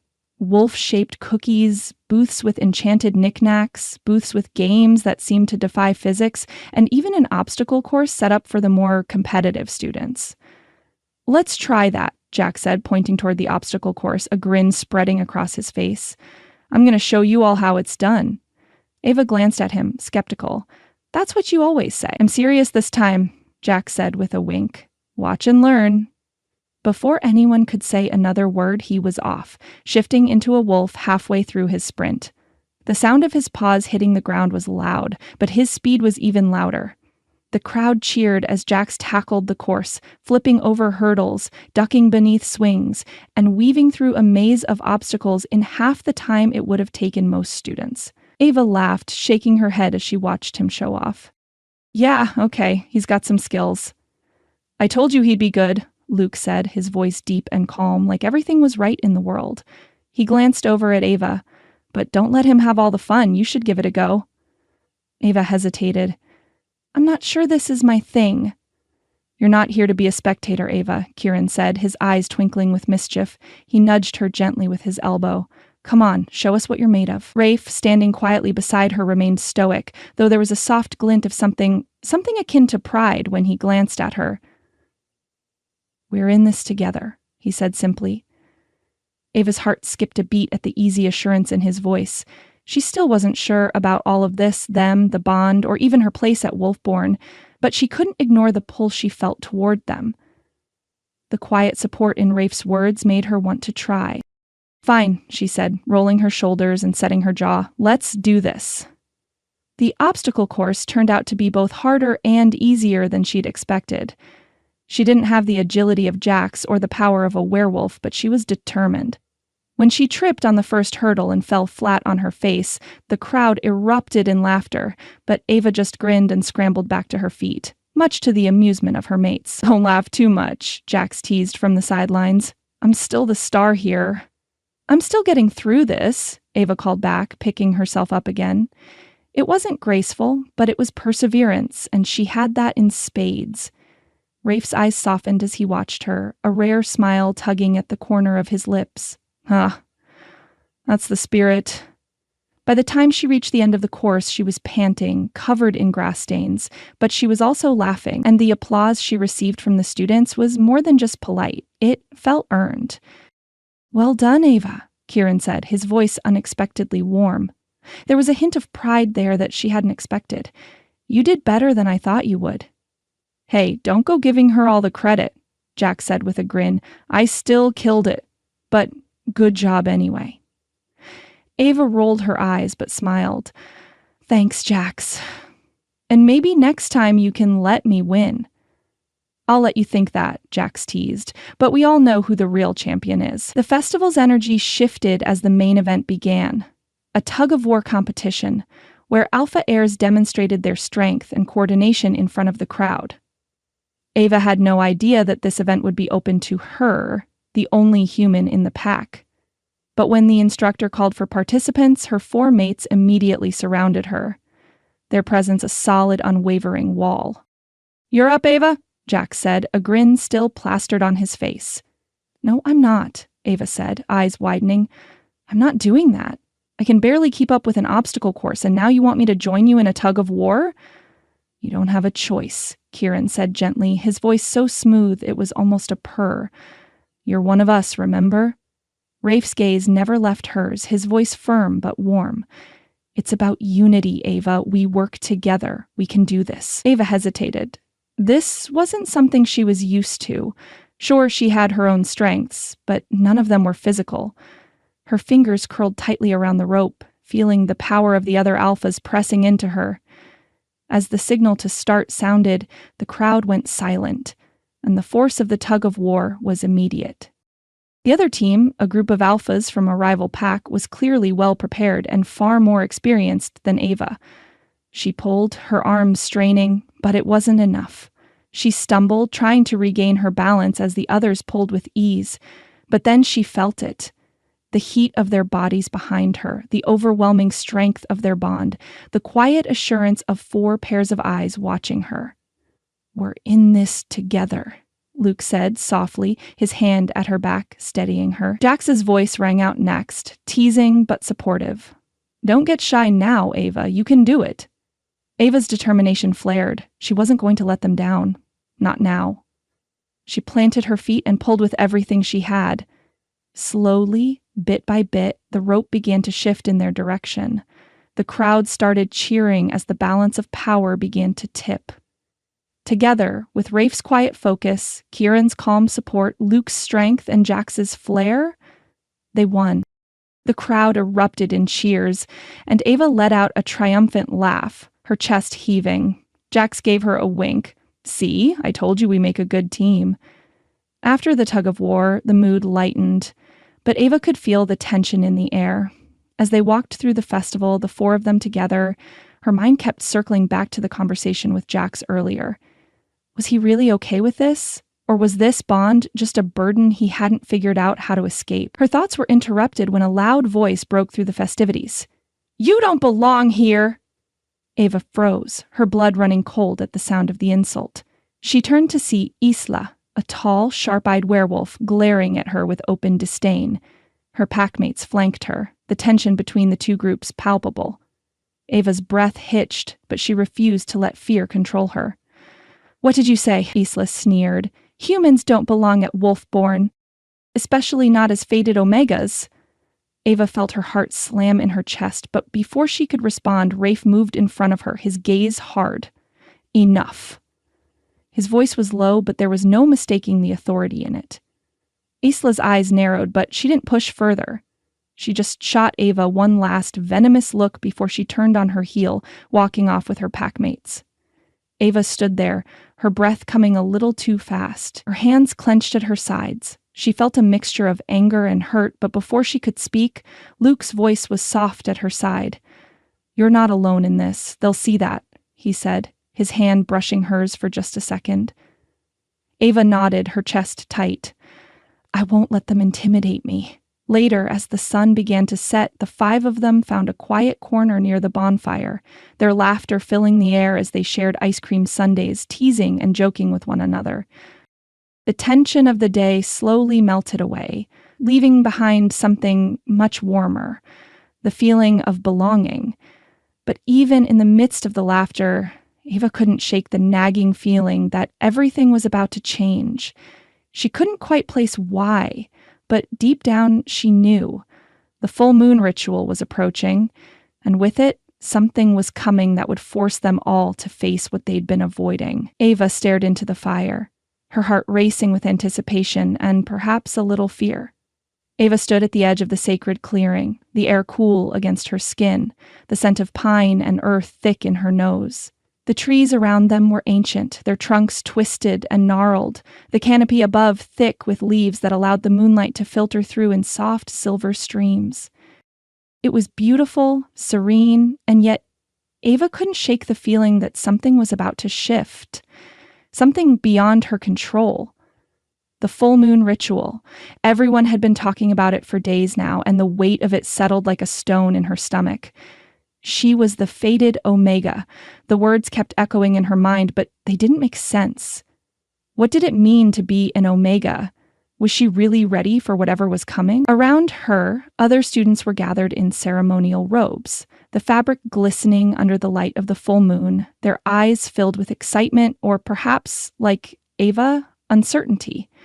The anticipation in the air was thick, everyone murmuring about the unveiling of the Omega, and Ava had no idea what that truly meant. Only that it was crucial, important, and completely out of her control. As the 4 alphas, Rafe, Kieran, Jax, and Luke, stood beside her, each one exuded a calmness that she couldn't replicate. Their presence was steady, like they had known this moment would come, like it was already written in the stars. Ava, on the other hand, was caught between feeling like she was about to face the unknown and simply wanting to disappear into the trees, away from all the attention. Rafe's gaze was unwavering as it settled on her, and she could feel the weight of his protective energy radiating from him. He didn't speak, but the way he stood beside her, silent, watchful, gave her a sense of security. It didn't make her feel ready, but it did make her feel not so alone. Kieran, ever the scholar, watched the proceedings with a quiet, thoughtful expression, his sharp gaze taking in every movement of the crowd, every whisper. There was something intense in the way he observed, like he was already trying to piece together the ritual's meaning. Jax, on the other hand, was more relaxed, leaning against a nearby tree, the mischievous grin still on his face despite the gravity of the situation. "Don't look so nervous," he said, his voice light, though there was a flicker of something deeper in his eyes. "It's just a little ritual. No big deal." Ava shot him a look. "No big deal? This is huge, Jax." Luke gave her a soft smile, his hand brushing against hers briefly, his touch a quiet reassurance. "You'll be fine, Ava. Whatever happens, we'll be right here with you." His voice was steady, calming, like the promise of something protective and unwavering. The crowd around them began to quiet as an elder from the Lunar Council stepped forward, his ancient robes flowing behind him. The soft hum of energy in the air seemed to intensify as he raised his hands to the sky, the moonlight bathing them all in its light. Ava could feel it, this pull, this deep connection to the power of the full moon. But it was nothing compared to the way the others seemed to draw strength from it. The elder's voice rang out in a deep, resonant chant, words in a language Ava didn't recognize. But the meaning was clear. The ritual had begun. As the chant echoed through the clearing, Ava felt a surge of energy, unnatural and yet not unwelcome, sweep through her body. The power of the moon, of the ritual, of the bond between her and the four alphas, all of it seemed to converge in one overwhelming wave, and she felt her skin tingle as though the very air around her was alive with energy. The elder's hands moved in precise patterns, his voice rising and falling in rhythm with the energy building in the air. Ava's head spun, the sensation overwhelming, and then, suddenly, she felt it. A pulse of raw, unrelenting power radiated from deep inside her chest. Her heart pounded in time with the moon's pull, and she realized with shocking clarity that this overwhelming power was a part of her now. It wasn't just the alphas who had this strength. She did too. Her body felt alive, like every cell was vibrating with energy, and the air around her began to shimmer, outlining her figure in a faint glow. The crowd gasped, some dropping to their knees in reverence, others murmuring in awe. Ava's breath caught in her throat as the world around her seemed to shift. The elder's voice came again, stronger now, the fated Omega. The words were a declaration, a marking. Ava's knees almost buckled, but Rafe, ever watchful, stepped closer, his hand brushing hers, grounding her in a way she hadn't known she needed. The air was thick with energy, and as Ava stood there, dazed, the weight of the title settled over her. The fated Omega. The words echoed in her mind, but they didn't fully make sense. She wasn't sure she was ready for this, any of this, but there was no denying what had just happened. The applause that followed was deafening, the sounds of students and faculty all around her, their voices filled with respect, reverence, and something else, something akin to fear. She had just become something more than human, something tied to the pack, to the four alphas who stood beside her. Rafe's hand on her shoulder tightened, his gaze shifting toward the crowd. There was a new respect in his eyes, a quiet awe that made her heart race. "You did it," he said, his voice rough but warm. His hand lingered on her shoulder for a second longer than necessary before he stepped back, his posture protective, as always. Kieran's eyes softened, but there was an unspoken intensity there as well, as though he were trying to comprehend what had just happened. "You really are something special, Ava," he said quietly, his voice low but sincere. Jax, ever the charmer, flashed her a grin. Well, I knew you had it in you. That was incredible." Luke's gaze was different, though. It wasn't just pride or admiration. There was a deep, almost primal connection there. "You're one of us now," he said, his voice steady, but the weight of his words hit Ava in a way she wasn't expecting. As the moonlight began to dim, the crowd started to disperse, but the energy in the air remained electric, crackling with the power of the ritual. Ava stood in the clearing, still trying to catch her breath, still trying to process what had just happened. She could feel the power of the moon still swirling within her, a part of her now, like it had always been there. But with that power came something else. Something darker. She was no longer just Ava Cole. She was something more, something important, something others would both revere and fear. Rafe, Kieran, Jax, and Luke lingered close, watching her, their attention a constant weight. Ava could feel the shift in their energy toward her, the respect, the bond deepening in ways she couldn't understand. But in the crowd, Ava caught a flicker of movement, a shadow slipping away into the trees. Her heart skipped, and she turned her head quickly, but the figure was gone before she could make out more than the faintest outline. "Ava," Luke's voice was soft, a question. She shook her head, the unease in her chest growing. "Someone was watching us." Jax straightened, his playful demeanor faltering just slightly. "Where?" I'm not sure, Ava said, her heart racing. They disappeared before I could see more. Rafe's eyes darkened. We'll find them. But Ava didn't have time to dwell on it. The ritual, the transformation, and the bond were still too fresh in her mind. She could feel the shift, the new power that coursed through her veins. But with that power came new dangers, new enemies. The full moon ritual had revealed what she was. But what came next? Ava's gaze rose to the moon above, her breath catching as she finally understood the magnitude of what had just happened. Everything had changed. And the road ahead was no longer just about her. It was about them, the pack, and everything that came with it. Ava stood in the clearing, the night air cool against her skin, but the warmth of the ritual still radiated from her body. The last echoes of the Lunar Council's chant faded into the wind, but she could feel the power of the moon lingering in her veins, intense, almost overwhelming. It felt like the very earth beneath her was alive, pulsing with energy. The crowd had mostly dispersed, their hushed whispers following them as they melted back into the shadows of the trees. The torches along the edge of the clearing sputtered in the breeze, the light casting flickering shadows that danced like spirits around them. But Ava wasn't paying attention to the flickering flames or the retreating figures. Her entire world was consumed by the 4 men standing at her side. Rafe was the first to step toward her, his dark eyes softening as they met hers.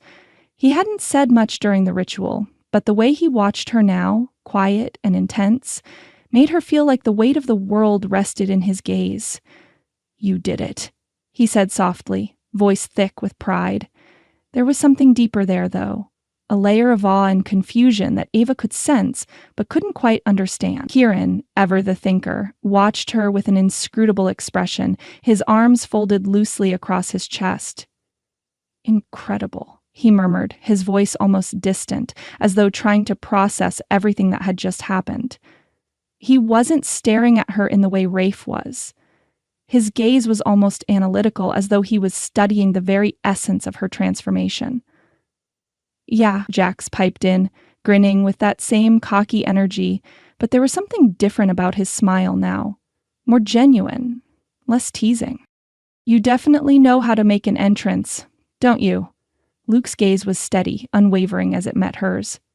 He didn't say anything at first, but his silence spoke volumes. He placed a hand gently on her shoulder, his touch firm yet comforting. You're more than just one of us now, he said quietly.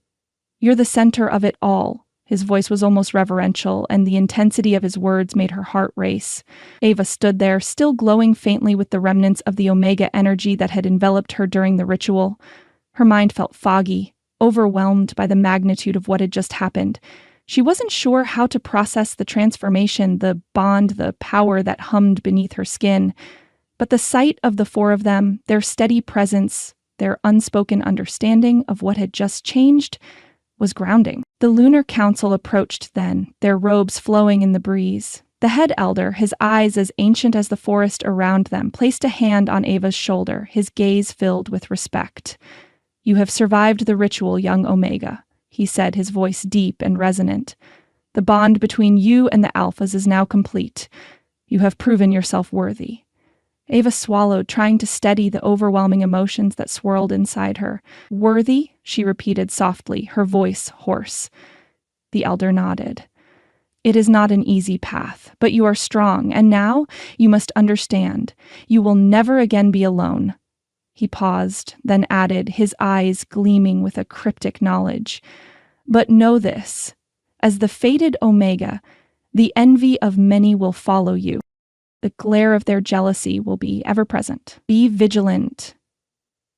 Ava felt a chill creep down her spine at the elder's words, and though she nodded in acknowledgement, she couldn't shake the feeling that something much bigger than her was unfolding, something she wasn't fully prepared for. The feast was a grand affair, set up in a candlelit antechamber just off the clearing, meant to celebrate Ava's new status as the fated Omega. Tables groaned under the weight of rich foods and delicacies, and the air buzzed with the hum of students celebrating the event. But the atmosphere was thicker than just festivity. It was tinged with something more complicated. As she entered the room, Ava immediately felt the weight of dozens of eyes on her. Some were filled with admiration, even awe, but others were colder, skeptical. She could feel it. The sharp glances, the whispers just out of earshot, the sense of disapproval lingering in the air. "Ah, the star of the night," Jack said with a teasing grin, his arms slipping around her shoulders in an almost protective gesture. "Don't let it go to your head, though. We wouldn't want you getting too used to the spotlight." Ava shot him a side eye, grateful for his lightheartedness, even if her nerves were starting to unravel. "I'm trying not to," she replied, trying to ignore the way some of the other students watched her with clear judgment. "Don't listen to them," Rafe said quietly, his voice low but full of conviction as he stood next to her. He was always so still, but the energy around him seemed to grow heavier when she was close. "This is your moment. Don't let anyone take that from you." She glanced up at him, meeting his gaze for the first time since the ritual. There was something in the way he looked at her, something deeper than just the possessiveness she'd felt before. It was respect. Respect for what she had just become. Ava wasn't sure if she deserved it, but there was no denying the way his words settled in her chest. At the table, Luke had already taken his seat, but he was watching her closely, his quiet intensity never far from her. "The pack is stronger now," he said, with a softness that only she could hear. "You make us whole." Before she could respond, a voice interrupted. "You're not really one of us." Ava froze, her eyes narrowing as she looked across the table. A group of students stood nearby, a few of them clearly from rival packs, their faces filled with disdain. One female werewolf, tall and striking, sneered at Ava with obvious contempt. "You humans have no place in our world," the woman spat, loud enough for those around her to hear. "Especially not as the fated Omega. This is for us, not for someone like you." Ava felt a rush of heat rise to her cheeks. The insult stung more than she wanted to admit, but before she could respond, Rafe stepped forward, his presence commanding, his voice low but edged with warning. "You would do well to remember your place," he said, the air around him thick with a quiet, protective fury. Kieran, who had been watching silently, finally spoke up, his voice calm but filled with authority. "Isla, this is not the time." Isla's lips curled into a smile, but it didn't reach her eyes. "Just a friendly reminder, Ava," she said with venom. "Humans don't belong at Wolfburn. And you're no different." The tension in the room was palpable, but before anyone could make a move, Ava stepped forward, her voice clear, and "I don't need your approval to be here." Her eyes met Isla's with a challenge. "I belong here just as much as anyone else." There was a long, charged silence before Jax, ever the jokester, broke it with a grin. "That's the spirit, Ava. Go on, show her you're not someone to mess with." Isla shot her one last glare before turning away, but Ava's chest still felt tight with the confrontation. The weight of the moment hung in the air like a storm ready to break. Later that evening, after the feast had calmed down, Ava found herself walking alone under the moonlight, her thoughts heavy from the day's events. The celebration had felt hollow, too many eyes on her, too many whispers in the background. The weight of being the fated Omega was starting to settle on her shoulders, and she wasn't sure if she was strong enough to carry it. She paused by one of the lantern-lit paths, taking in the quiet of the night. Her breathing slowed, but the unease from earlier still lingered. Then she heard it. Footsteps, too soft to be anyone from the festival. She turned sharply, her breath catching when she saw two figures, masked, their bodies cloaked in shadows, slipping through the trees. She moved closer, just enough to hear them speak. "You think she'll survive the pressure?" one of them whispered, their voice low but full of malice. "Doesn't matter," the second figure replied with a cold laugh. "The fated Omega will fall. We'll make sure of it." Ava's heart pounded in her chest. She took a step forward, but before she could get a better look, the figures disappeared into the night, leaving only the echo of their words behind.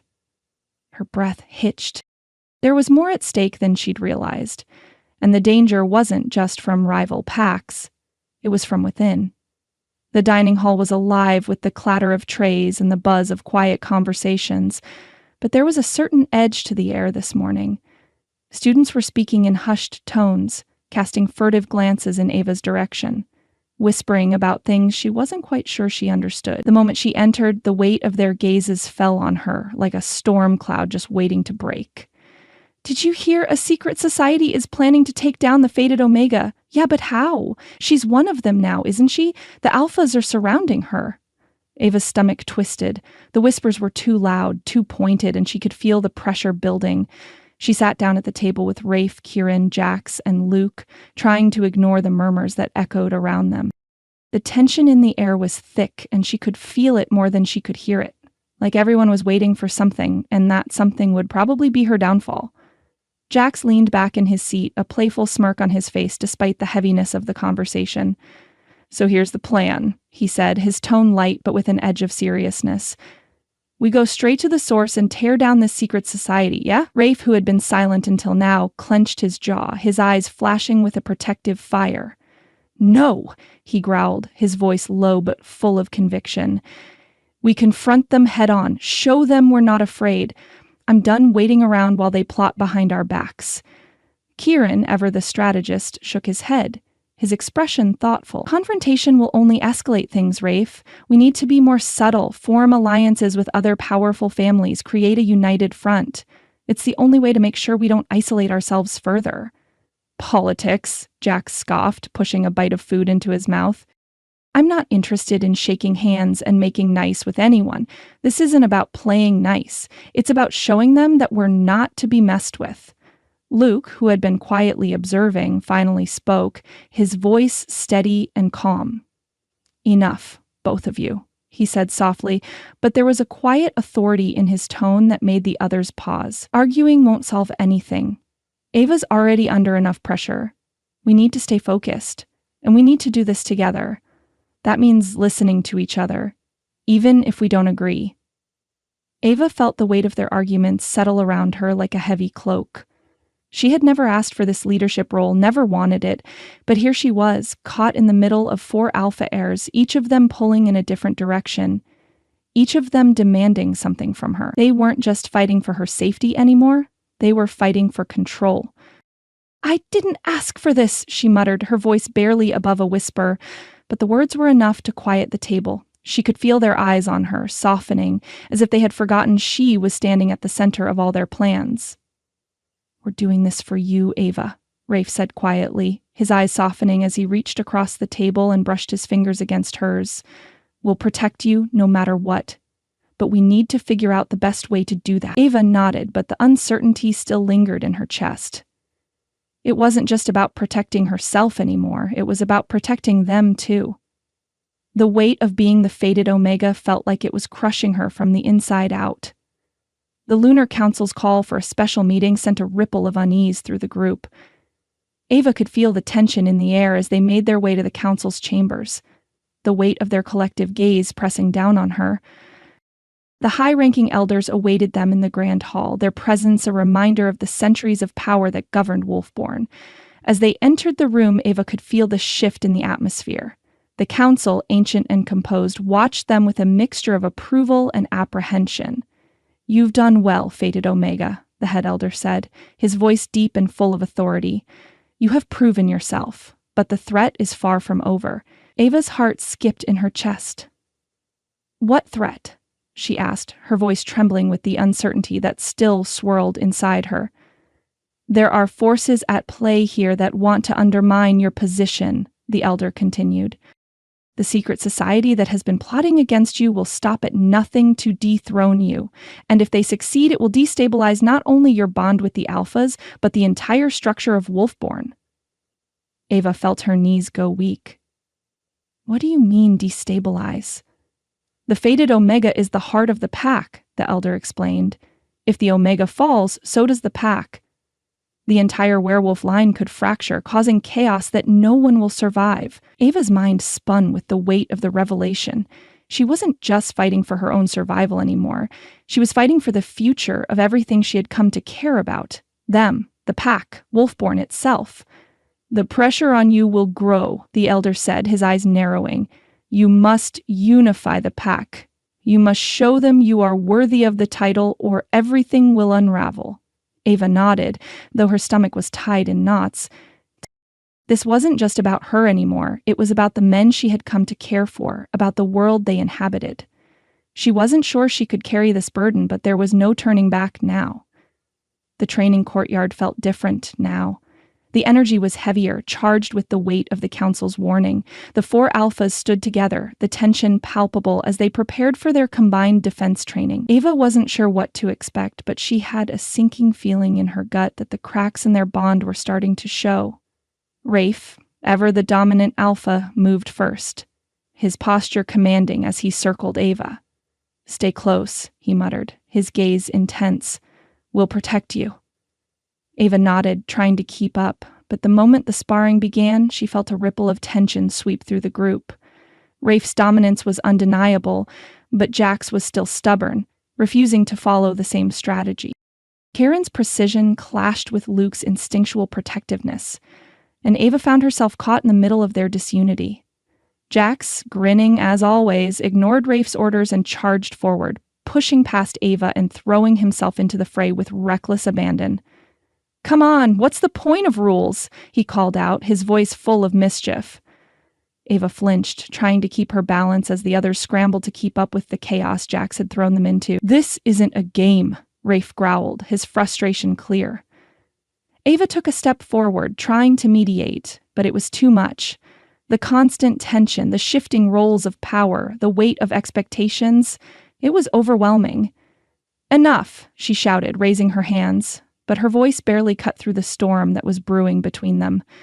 Kieran stopped mid-movement, his eyes flashing with annoyance. "You can't just throw everything off course like that, Jax. We need a plan." Luke's usually calm demeanor was fraying as he stepped in front of Ava, his body tense. "We're supposed to work as a unit," he said through gritted teeth. "Not this. We're better than this." Ava's heart raced as she watched them, her chest tight with the weight of the strain. This wasn't working. The bond, their bond, wasn't as strong as she thought it would be. The cracks were showing, and the uncertainty was starting to seep in. Jax's grin faltered, and he stepped back. "I don't do well with being told what to do," he muttered, his voice rough with frustration. Ava's mind was spinning, and before she could find the words to calm the storm, the sparring spiraled out of control. A stray movement caused a collision. Jax's elbow slammed into Rafe's side, knocking him off balance. The tension in the courtyard escalated, and Ava could feel it. The fissures in their bond were becoming impossible to ignore. Her chest tightened as she watched them. Would this bond ever truly work, or were they just too different to ever find harmony? As the training ended in awkward silence, Ava stood in the center, shaken and unsure. The storm wasn't just outside, it was inside her too. The full weight of being the fated Omega was too much to bear, and the cracks in the pack's unity were too real. What would happen next? The corridors of Wolfburn University were eerily quiet as Ava walked through them, the echoes of her footsteps unnervingly loud in the stillness. Classes were over for the day, and the late afternoon sunlight streamed through the tall windows, casting long shadows on the stone floors. She was on her way to retrieve a book from the archives for a paper she had been putting off. Nothing too out of the ordinary, except for the unsettling silence that seemed to hang in the air like a thick fog. Ava shook off the feeling of unease that had settled into her chest. It was probably just the tension from the recent events, but the closer she got to the library archives, the more she felt like she was being watched. As she rounded a corner, she froze. The faint sound of movement, soft footsteps, was barely perceptible. Her senses, heightened by the Omega power now coursing through her, made her hyper-aware of everything. The shadows seemed to stretch unnaturally, the hairs on the back of her neck standing on end. Before she could react, a group of masked assailants emerged from the darkened passageways, their eyes gleaming with cold intent. They moved with practiced precision, surrounding her. Ava's heart pounded in her chest as one of them stepped forward, a sneer hidden behind the mask. "You shouldn't be here, Omega," one of them said, his voice muffled by the mask. "You're in the way." Ava's breath caught. These were the same people from the rumors. The secret society, the ones who wanted to tear her down. She clenched her fists, trying to steady her nerves. She wasn't about to go down without a fight. The first attacker lunged at her, and without thinking, she shifted, tapping into the surge of power that had only just begun to settle inside her. Her fist connected with his chest with a force that surprised even her. The man staggered back, clearly stunned. But more were coming. The fight was chaotic. Ava dodged, blocked, and struck with an intensity that surprised both her and the attackers. Her Omega energy sparked around her like an invisible shield, pushing back against their attempts to subdue her. She could feel the power coursing through her, fueling her every movement, but it wasn't enough. They were too many, too skilled. Just as she was about to be overwhelmed, a loud crash echoed through the hall, followed by the unmistakable sound of werewolf claws scraping against the stone floor. Rafe, Kieran, Jax, and Luke burst into the hallway, shifting as they moved, their forms fluid and powerful. But the chaos only deepened. Jax's grin was gone, replaced with a fierce, determined expression. But even he couldn't stop the flurry of blows from the attackers. The room became a whirlwind of bodies, claws, and shifting forms, and despite their strength, one of the masked figures managed to slip away, vanishing into the shadows before they could catch them. "Damn it," Rafe cursed, his voice a low growl as he chased after the retreating figure. But it was too late. The intruder was already gone, slipping into the dark recesses of the campus. Ava stood in the middle of the chaos, her breath coming in shallow gasps, her heart pounding in her chest. She was shaken, dazed by the violence, by the fear. And there, in the aftermath, the silence was deafening. The weight of what had just happened pressed down on her like a heavy stone. "They'll be back," Kieran said, his voice tight with frustration as he shifted back into his human form, his gaze narrowing on the hallway. "And next time, they won't miss." Ava's knees buckled, but Luke was there in an instant, catching her.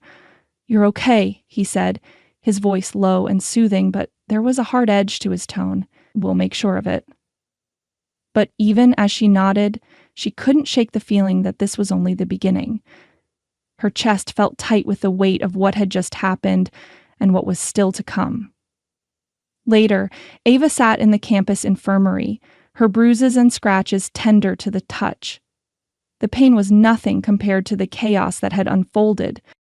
She'd fought, she'd defended herself, but it hadn't been enough. She wasn't enough. Kieran and Luke had insisted she get checked over, but her mind was elsewhere. The sound of the attack still echoed in her ears. She had felt their power, the society's power, and it terrified her. She sat quietly, her eyes focused on the white sheets beneath her. She didn't even look up when she heard the nurses talking in hushed tones nearby. "I don't know what to think," one of them whispered. "Jax, he's been involved with rogue packs in the past. I heard it from someone who knows." Ava's heart skipped. She turned her head, straining to hear more, but the rest of their conversation was lost to the soft murmur of the infirmary. Rogue packs? Jax? The thought hit her like a sucker punch. Jax had always been the playful one, the one who could lighten any mood with a joke, but this was different. She'd heard rumors, of course, but hearing it from someone in the infirmary made it feel more real. Could it be true? Was there really a part of Jax that she didn't know? Was he somehow involved with the secret society, with the people who had just tried to abduct her? Was he hiding something? Her hands trembled as she clenched the edge of the bed, her chest tightening with a mixture of betrayal and fear.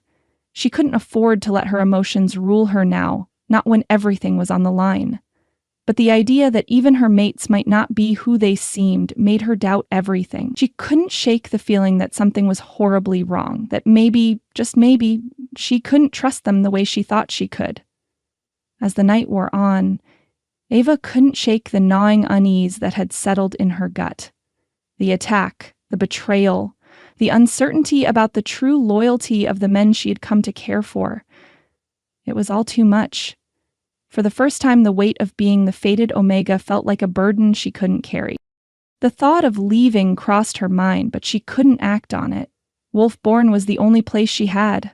But the idea of running, of disappearing into the night where she wouldn't have to worry about the secret society, about the bonds, about the truth, it felt tempting. As the hours passed, the empty silence of her dorm room felt suffocating. She could hear the soft knocks on her door, the pleading voices of her mates, but she ignored them. She needed space. "Ava?" Rafe's voice came from the other side of the door, low and filled with concern. "Let us in. We need to talk. Please." Her heart ached with the sound of his voice, but she remained silent. She couldn't face them. Not yet. Not when doubt had settled in like a heavy fog. She pushed back against the bed, the feeling of helplessness swallowing her whole. She wasn't just fighting the world anymore. She was fighting them, her mates, the people she had trusted more than anyone else. The bond that had once felt like an anchor now felt like chains, tightening with every passing moment. And so she locked herself in her room, the sound of their pleas echoing through the door. The bond, their bond, was fractured. And for the first time since all of this began, Ava didn't know if she could ever put the pieces back together. Ava sat on the edge of her bed, the curtains in her dorm room drawn tightly shut, blocking out the daylight.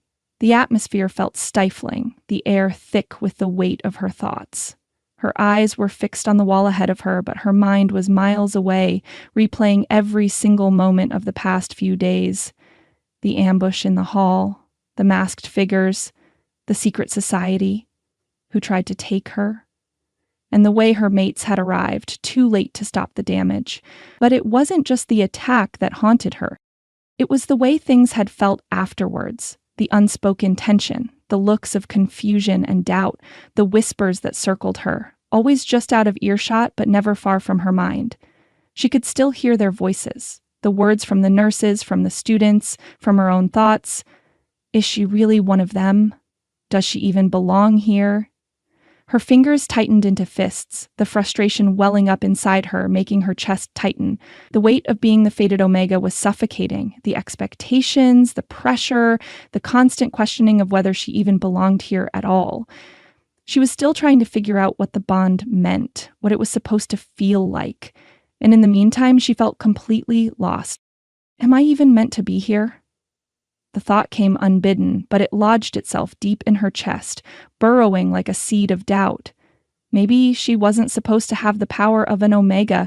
Maybe she wasn't meant to lead this pack, or be part of it at all. Maybe she was just a mistake. Ava's mind churned with the endless questions. She had wanted to believe in the bond with her mates. She had wanted to trust them, but everything was falling apart now. They were all hiding things. Jax's past, Rafe's intensity, Kieran's quiet distance, Luke's overprotectiveness. She felt like she didn't know any of them anymore. Her gaze wandered to the window, the dull gray light creeping through the edges of the closed curtains. But it didn't bring her any comfort. The world outside seemed so far away, like a place she could never return to. Tears stung at the back of her eyes, but she blinked them away. She didn't have time to feel sorry for herself, not now. But the loneliness and self-doubt weighed heavily, a heavy cloak she couldn't shake off. The soft knock on the door shattered the silence. Ava froze, her heart skipping a beat. She hadn't expected anyone to come by. She hadn't wanted anyone to come by.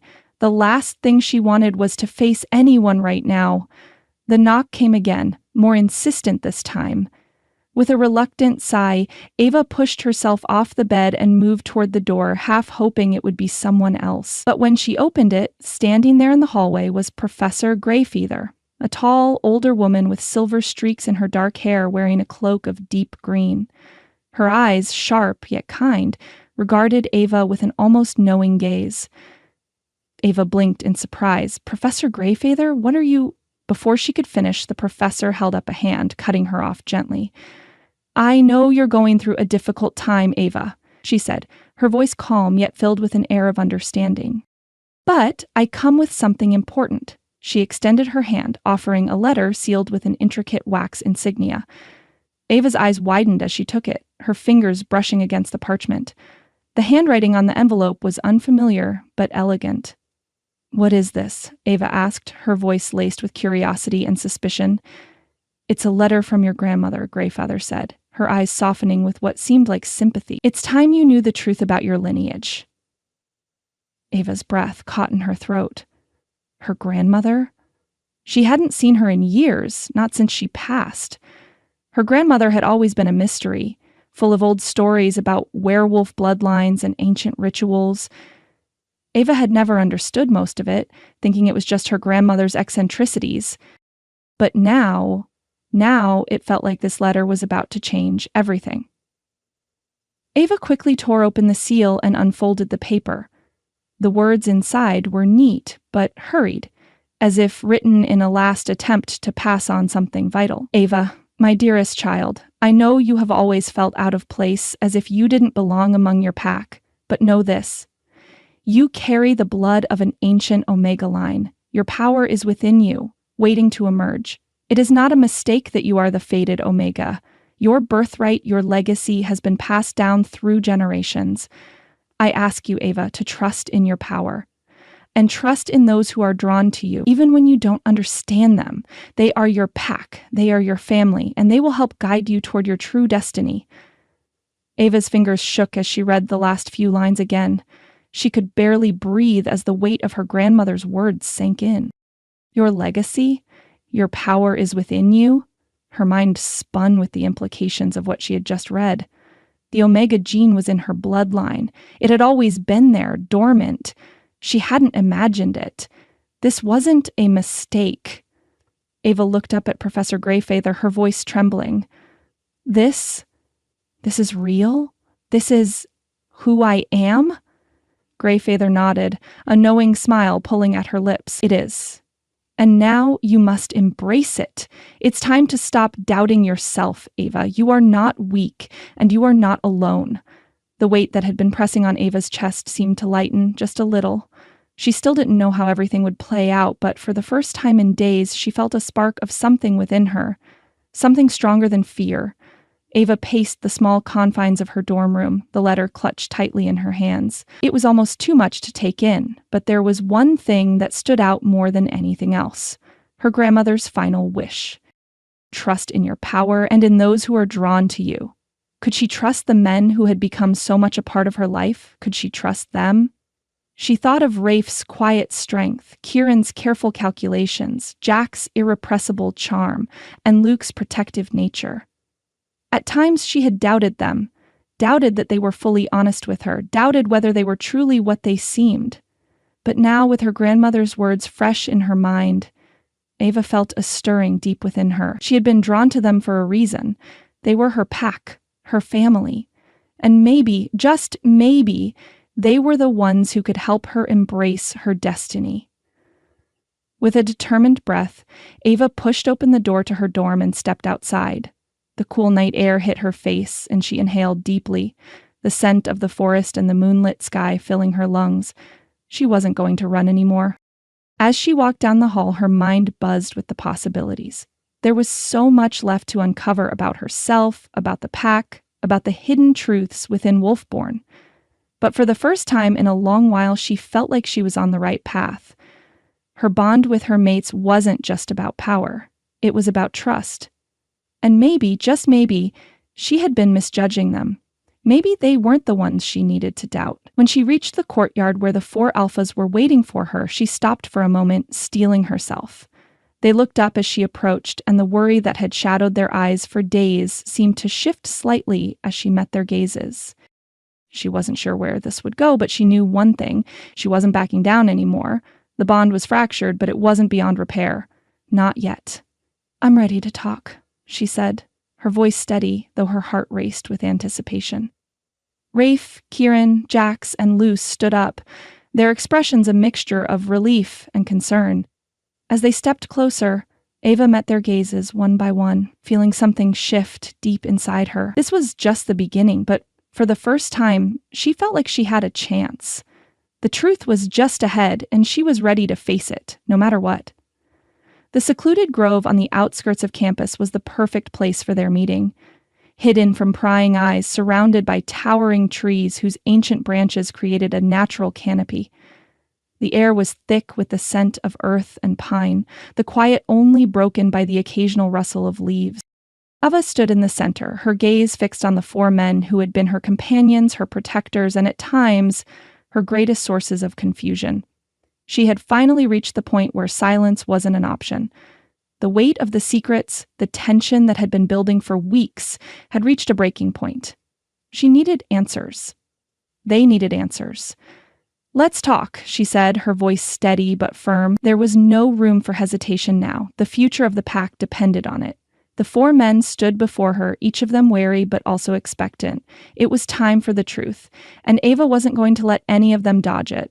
Jax was the first to speak. He looked uneasy for once, a far cry from the cocky, carefree persona he usually wore like armor. "I guess it's my turn," he said, scratching the back of his neck. "I wasn't always as charming as I seem." He gave her a small, apologetic smile, but his eyes were shadowed with guilt. "I ran with a rogue pack when I was younger. They weren't the type you want to associate with. But I broke away long before I came here. Before I even knew about Wolfburn.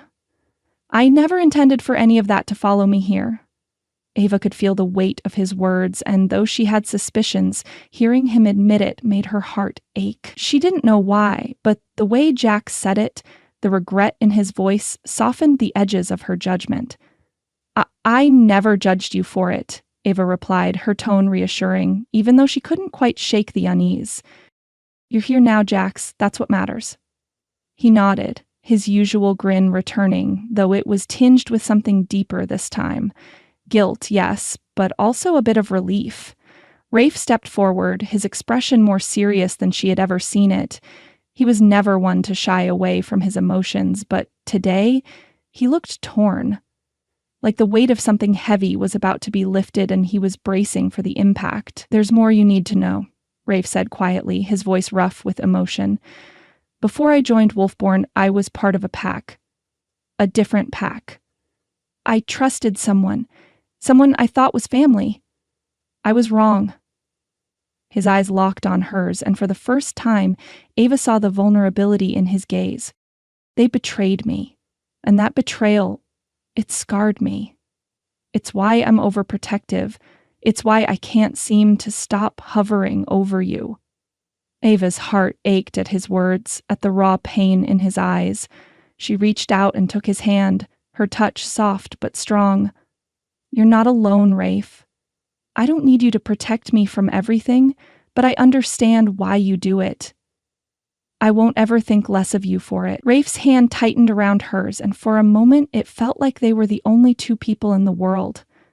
Kieran was next, his cool, calculating demeanor slipping for the first time. He looked torn between his duties and the emotions that had always simmered beneath the surface. "I didn't choose this, none of this. I'm the heir to a noble werewolf family," he confessed, his words heavy with the burden of responsibility. "My family demanded I find a powerful mate. When I met you, I thought it was the perfect match, but what I didn't understand was how you would affect me, how much I would want you for more than just your power. I'm not perfect, Ava. I'm bound by expectations, but I don't want to lose what we have." Ava's breath caught in her throat. The words he had said opening a door she hadn't known was there. Kieran had always seemed so composed, so distant, but now with that crack in his armor, Ava realized how much he was holding back, how much he was willing to sacrifice for their bond. "I don't want to lose it either, Kieran," she said, her voice soft but firm. "I'm not just your mate. I'm me, and I'll choose you. All of you." Finally, Luke stepped forward, the quiet protector of their group, always steady, always calm. His gaze was filled with a sorrow that made Ava's chest tighten. "I failed someone once," Lou said, his voice tight. "Someone I cared about. I couldn't protect them when they needed me most. And that's why I'm here now, doing everything I can to make sure nothing happens to you. I can't lose anyone else. Not again." Ava's heart ached with understanding, the weight of his words sinking deep into her soul. She stepped forward, placing a hand on his arm, offering comfort without needing to say a word. Luke had always carried the weight of guilt with him, and now Ava understood why. "You won't lose me, Luke," she whispered, her voice steady but filled with conviction. "I'm here, and I'm not going anywhere." The 4 alphas stood in front of her, their eyes searching her face for answers, for reassurance. And in that moment, Ava realized something profound. They weren't perfect, but neither was she. They had all been through their own struggles, their own pain, and in this moment they were united by something stronger than any of their pasts. "I trust you," Ava said, her voice clear. "And I need you to trust each other. We're not going to make it through this if we're all holding back. We need to be a team, a real pack. The moment of silence that followed was heavy with the unspoken understanding that had passed between them. One by one, each of the alphas stepped forward, their hands joining in a silent vow to stand by her side. The quiet that followed their confessions didn't last long. The weight of their shared truths had bonded them, but now they had a new mission: to find the traitor that had been lurking in their midst. The masked figures, the secret society, they had to be stopped. The 5 of them gathered around the small table in a quiet room, old records and campus rumors scattered before them. The pieces of the puzzle were starting to come together, and Ava felt a renewed sense of purpose. "There's something off about the faculty records," Kieran said, flipping through the old files with a steady hand. "I've been going through these archives all night, and there's one name that keeps coming up. Professor Alden." Ava's brows furrowed. "Alden? The history professor?" Brafe nodded. "Yeah, he's been teaching at Wolfburn for decades, but he's never quite aligned with the Lunar Council. He's been vocal about his resentment toward them, especially when it comes to the ruling family's power." Jax's lips twisted into a tight smile. "A perfect candidate for a secret society leader, if you ask me. He's got the knowledge, the connections, and the motive." "We'll need to act fast," Luke said, his voice steady. "If Alden is behind this, he'll be more dangerous than we thought." Ava looked at them all. Really looked at them. For the first time since everything had started to unravel, she had her doubts, yes, but the bond they shared was real. They were her pack. And together, they would fight back. The sun had set, casting a pale light across the grove where they stood. The air was thick with the scent of pine and the promise of something more. They stood in a circle, their hands joined, the bond between them pulsing with a strength that felt new, renewed. Ava could feel the heat of their energy, their power, flowing into her, merging with her own. She had never been more sure of her place in this world, of who she was, of who they were, and of what they could accomplish together. As their hands glowed faintly, a soft pulse of light radiated outward, marking the beginning of something new. A bond stronger than it had ever been, solidified in the presence of the moon. "We're not just going to protect Wolfburn," Rafe said, his voice steady with determination. "We're going to take it back. Together." Luke's hand squeezed Ava's.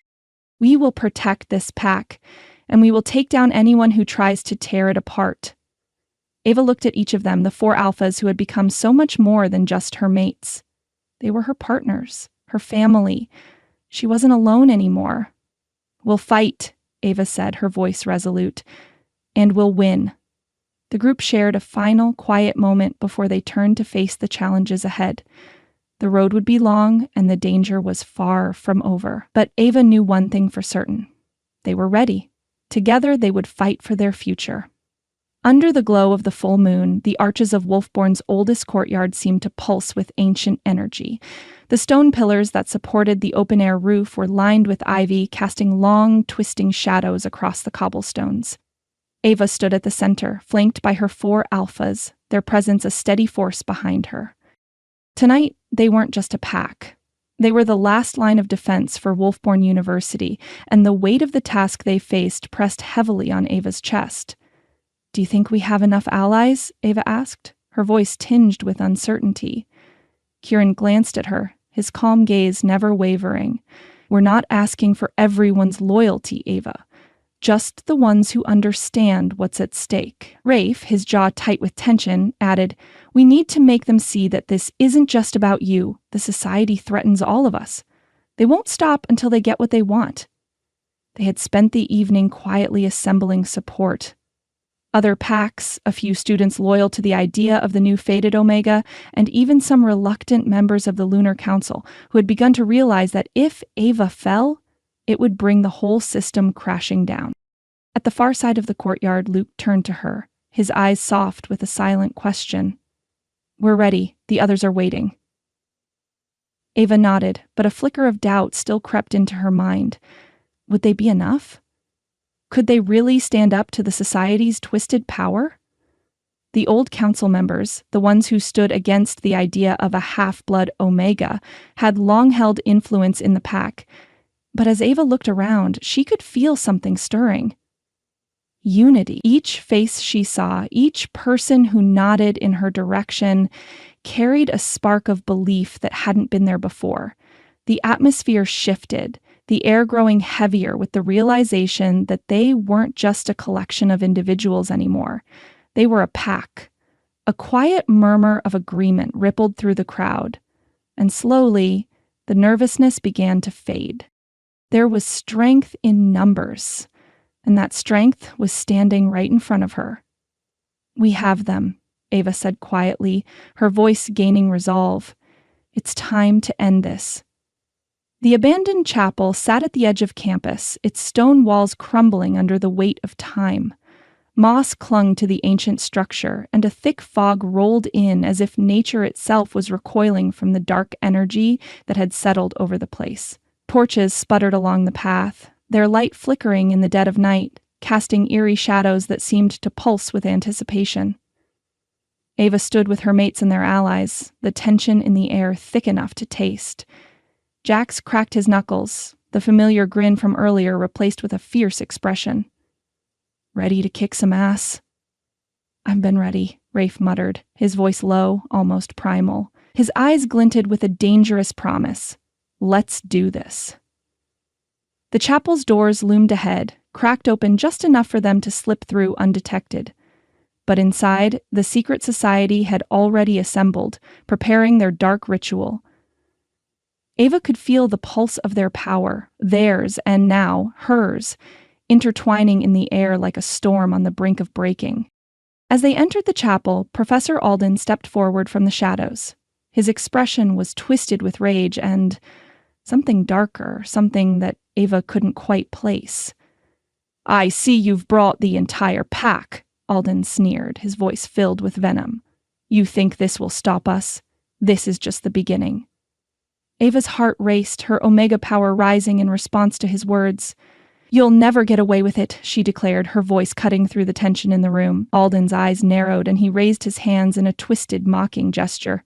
"You think you can stop the inevitable? The old ways are dying, and I will make sure that no half-blood Omega, no meddling council, ruins this world we've built." As the air crackled with energy, Ava could feel the society's spells forming, their power rising to crush her. Her mates shifted, stepping forward, their instincts on high alert. The pack moved in unison, ready to fight for everything they had come to believe in. Ava felt her Omega power surge within her, a force that threatened to consume her and the space around her. She had no time to waste. She had to fight, not just for her life, but for the pack she had come to love, and for the future of Wolfburn. With a roar, she raised her hands, and in that instant she felt her power burst free, unleashing a pulse of energy that collided with the society's dark magic. A clash of fur and fury erupted as wolves shifted and collided in a storm of fangs and claws. Ava stood at the center, drawing on the combined alpha power of her mates, her bond with them fusing into something unstoppable. She could feel their strength around her, an unbreakable force that rippled through the room. But then, just as she thought she had the upper hand, Alden stepped forward, a gleam of twisted triumph in his eyes. "Goodbye, Omega," he hissed, raising his hands high in a final lethal gesture. Ava's heart pounded and she felt her mates move to shield her. The attack came fast, too fast. But just as the strike was about to land, her Omega aura flared to life, surging outward in a brilliant burst of light that neutralized the strike. A wave of energy exploded, sending the masked attackers stumbling back. The light faded, leaving the chapel shrouded in silence. Ava stood, breathless but unbroken, as her mates surrounded her. "Not today," she said, her voice a quiet, powerful declaration. One by one, the society's members either fell or fled, their ritual undone, their power crushed under the weight of Ava's resolve. The air seemed to calm, the storm of violence fading into nothingness. But even as they stood victorious, Ava could feel the fatigue settling into her bones. The battle had been won, but the cost was still there. Her mates gathered around her, their presence steady, their bond with her stronger than ever. Luke stepped forward first, his eyes locked onto hers, filled with something close to reverence. "You did it," he said, his voice barely more than a breath. Jax was next, the playful grin back on his face, but this time there was no mockery in it. "Told you you were badass," he said, his voice filled with genuine admiration. Kieran looked at her, his expression serious but filled with quiet pride. "I didn't doubt you for a second," he said, his eyes softening. Rafe stepped forward last, his expression a mixture of awe and fierce devotion. "You're more than we ever expected, Ava. You've saved us all." Ava's breath caught in her chest as she looked around at the 4 men who had become so much more than just her mates. They were her pack, her family, and in that moment nothing else mattered. The world had been saved, not by her alone, but by the bond they shared. "We did this together," she said softly, her voice filled with certainty, "and now we can rebuild." The campus, once filled with whispers and uncertainty, stood in awe of Ava's unwavering strength. The secret society had been defeated, their dark ritual undone, but the true victory wasn't in their defeat. It was in the strength of the pack, in the trust that had been forged between them. As the moonlight bathed the chapel ruins, Ava locked eyes with her mates. Their hearts pounded, their adrenaline still high. The fight was over, but the journey wasn't. They had won, but they were ready for whatever came next. The early light of dawn stretched over Wolfburn's campus, casting a soft golden hue across the buildings that had borne the scars of the battle. Cracked stone walls and damaged windows were being tended to, the air filled with the steady hum of repairs. Yet, despite the physical remnants of the conflict, a calm had settled over the university, a reverence for the group that had protected it, a deep respect for the power that had been wielded to safeguard their future. In her dorm room, Ava woke slowly, the weight of sleep still clinging to her body. Her skin ached from the bruises that had yet to heal, but her heart was lighter than it had been in days. She could hear the sounds of the world outside her window, the quiet bustle of students and the distant clatter of hammers and tools. For the first time, it all felt like part of her world, her home.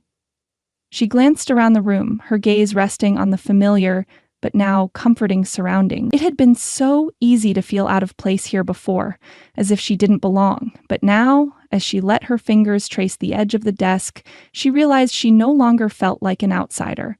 The bond with her mates, was stronger than ever. It wasn't just about the magic that tied them together.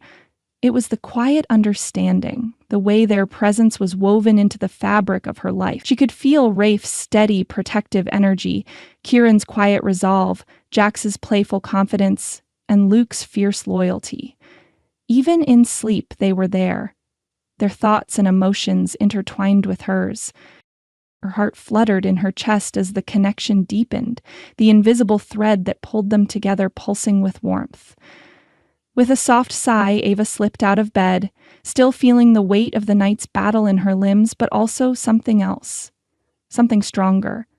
She had won, the society was defeated, and she had taken her place as the fated Omega, not because of her power, but because she had earned it, because she had chosen to trust in herself, in her pack.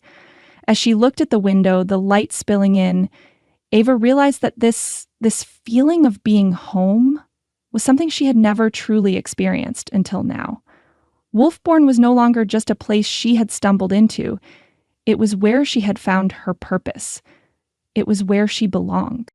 Later that day, the Lunar Council gathered in Wolfburn's great hall, its towering pillars echoing with history and the weight of generations. The room was filled with students, faculty, and pack members, their murmurs of awe and respect filling the air. Today, it wasn't just a ceremony, it was a recognition. Ava stood at the front, flanked by her 4 mates, each of them standing tall and proud, their presence radiating strength and unity. Rafe was the first to speak, his voice commanding yet filled with warmth. "This is not just a victory for Ava," he said, his hand resting gently on her shoulder, "but a victory for all of us. For Wolfburn, we stand together, not just as alphas and their omega, but as a true pack." Ava's heart swelled at his words. The tension that had once separated them, the hesitation in their bond, had melted away. They weren't just her protectors, they were her partners in this journey, her family. Kieran stepped forward next, his expression calm but resolute. The challenges we faced were formidable, but we are stronger for them, and we are here to show that the true strength of Wolfburn lies in unity, in trust, and in the unbreakable bond between us all. Ava's chest tightened as she looked at them, all four of them, standing together, their gazes filled with devotion.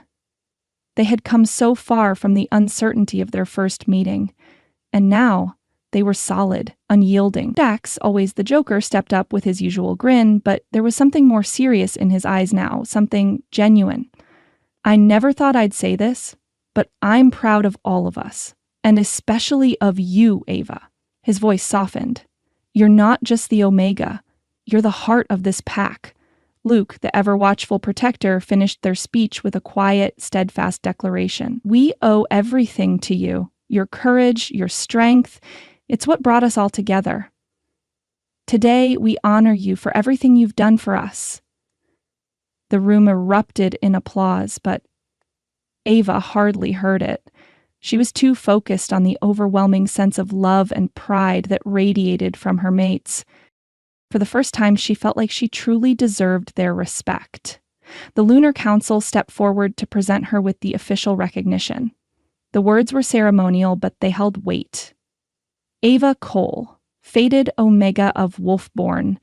The seal was stamped, her scholarship reaffirmed. But more importantly, she was no longer just a student, a weapon, or a tool. She was a revered figure, someone who had shaped the destiny of Wolfburn. As the sun began to set, the soft light of twilight bathed the courtyard in a gentle glow. The air was cool and crisp, the scent of the earth rising with the breeze. It was a peaceful evening, the kind that promised a fresh start. Ava stood in the middle of the courtyard, her mates surrounding her, their presence a constant, comforting strength. There was no chaos now, no danger lurking on the horizon. They had won, and the path ahead felt wide open. They clasped hands in the center, forming a circle, a small but significant ritual. It wasn't grand, but it was enough. Their bond, solid, unwavering, connected them in that moment. Ava could feel the weight of it, the pull of their souls intertwining, stronger than it had ever been. Each of their gazes was filled with devotion, trust, and a deep sense of acceptance. Rafe's eyes held a quiet promise of protection. Kieran's gaze was filled with an understanding that only he could offer. Jax's playful grin was softened by a deep affection he didn't often show. And Luke's intense, focused look told her that he would fight for her forever. As they stood there, the soft light of the moon bathed them, its glow illuminating their bond, casting a silvery glow over the world. Ava could feel the pulse of her Omega power, steady, controlled, but still wild and untamed in its strength. It was hers, and it was theirs. She took a deep breath, her heart swelling with pride, with love, with belonging. "We did it," she whispered, the words carrying more meaning than she had ever thought possible. She wasn't just talking about defeating the society, she was talking about everything, about how far they had come, how much they had fought for this moment, for each other. "Yes," Rafe said, his voice low and filled with certainty. "We did." As the moon rose, casting its glow over them, Ava felt a quiet peace settle in her chest. The future of Wolfburn was safe. She had found her place, her purpose, and, most importantly, her pack. And now, with the bond stronger than ever, she knew there was nothing they couldn't face. Together. The path ahead was theirs to walk, and Ava was ready. With the love of her mates, she had everything she needed to face whatever came next. Together, they would build the future of Wolfburn, and nothing would stand in their way. The end of one chapter marked the beginning of another. And this one, Ava was determined would be theirs.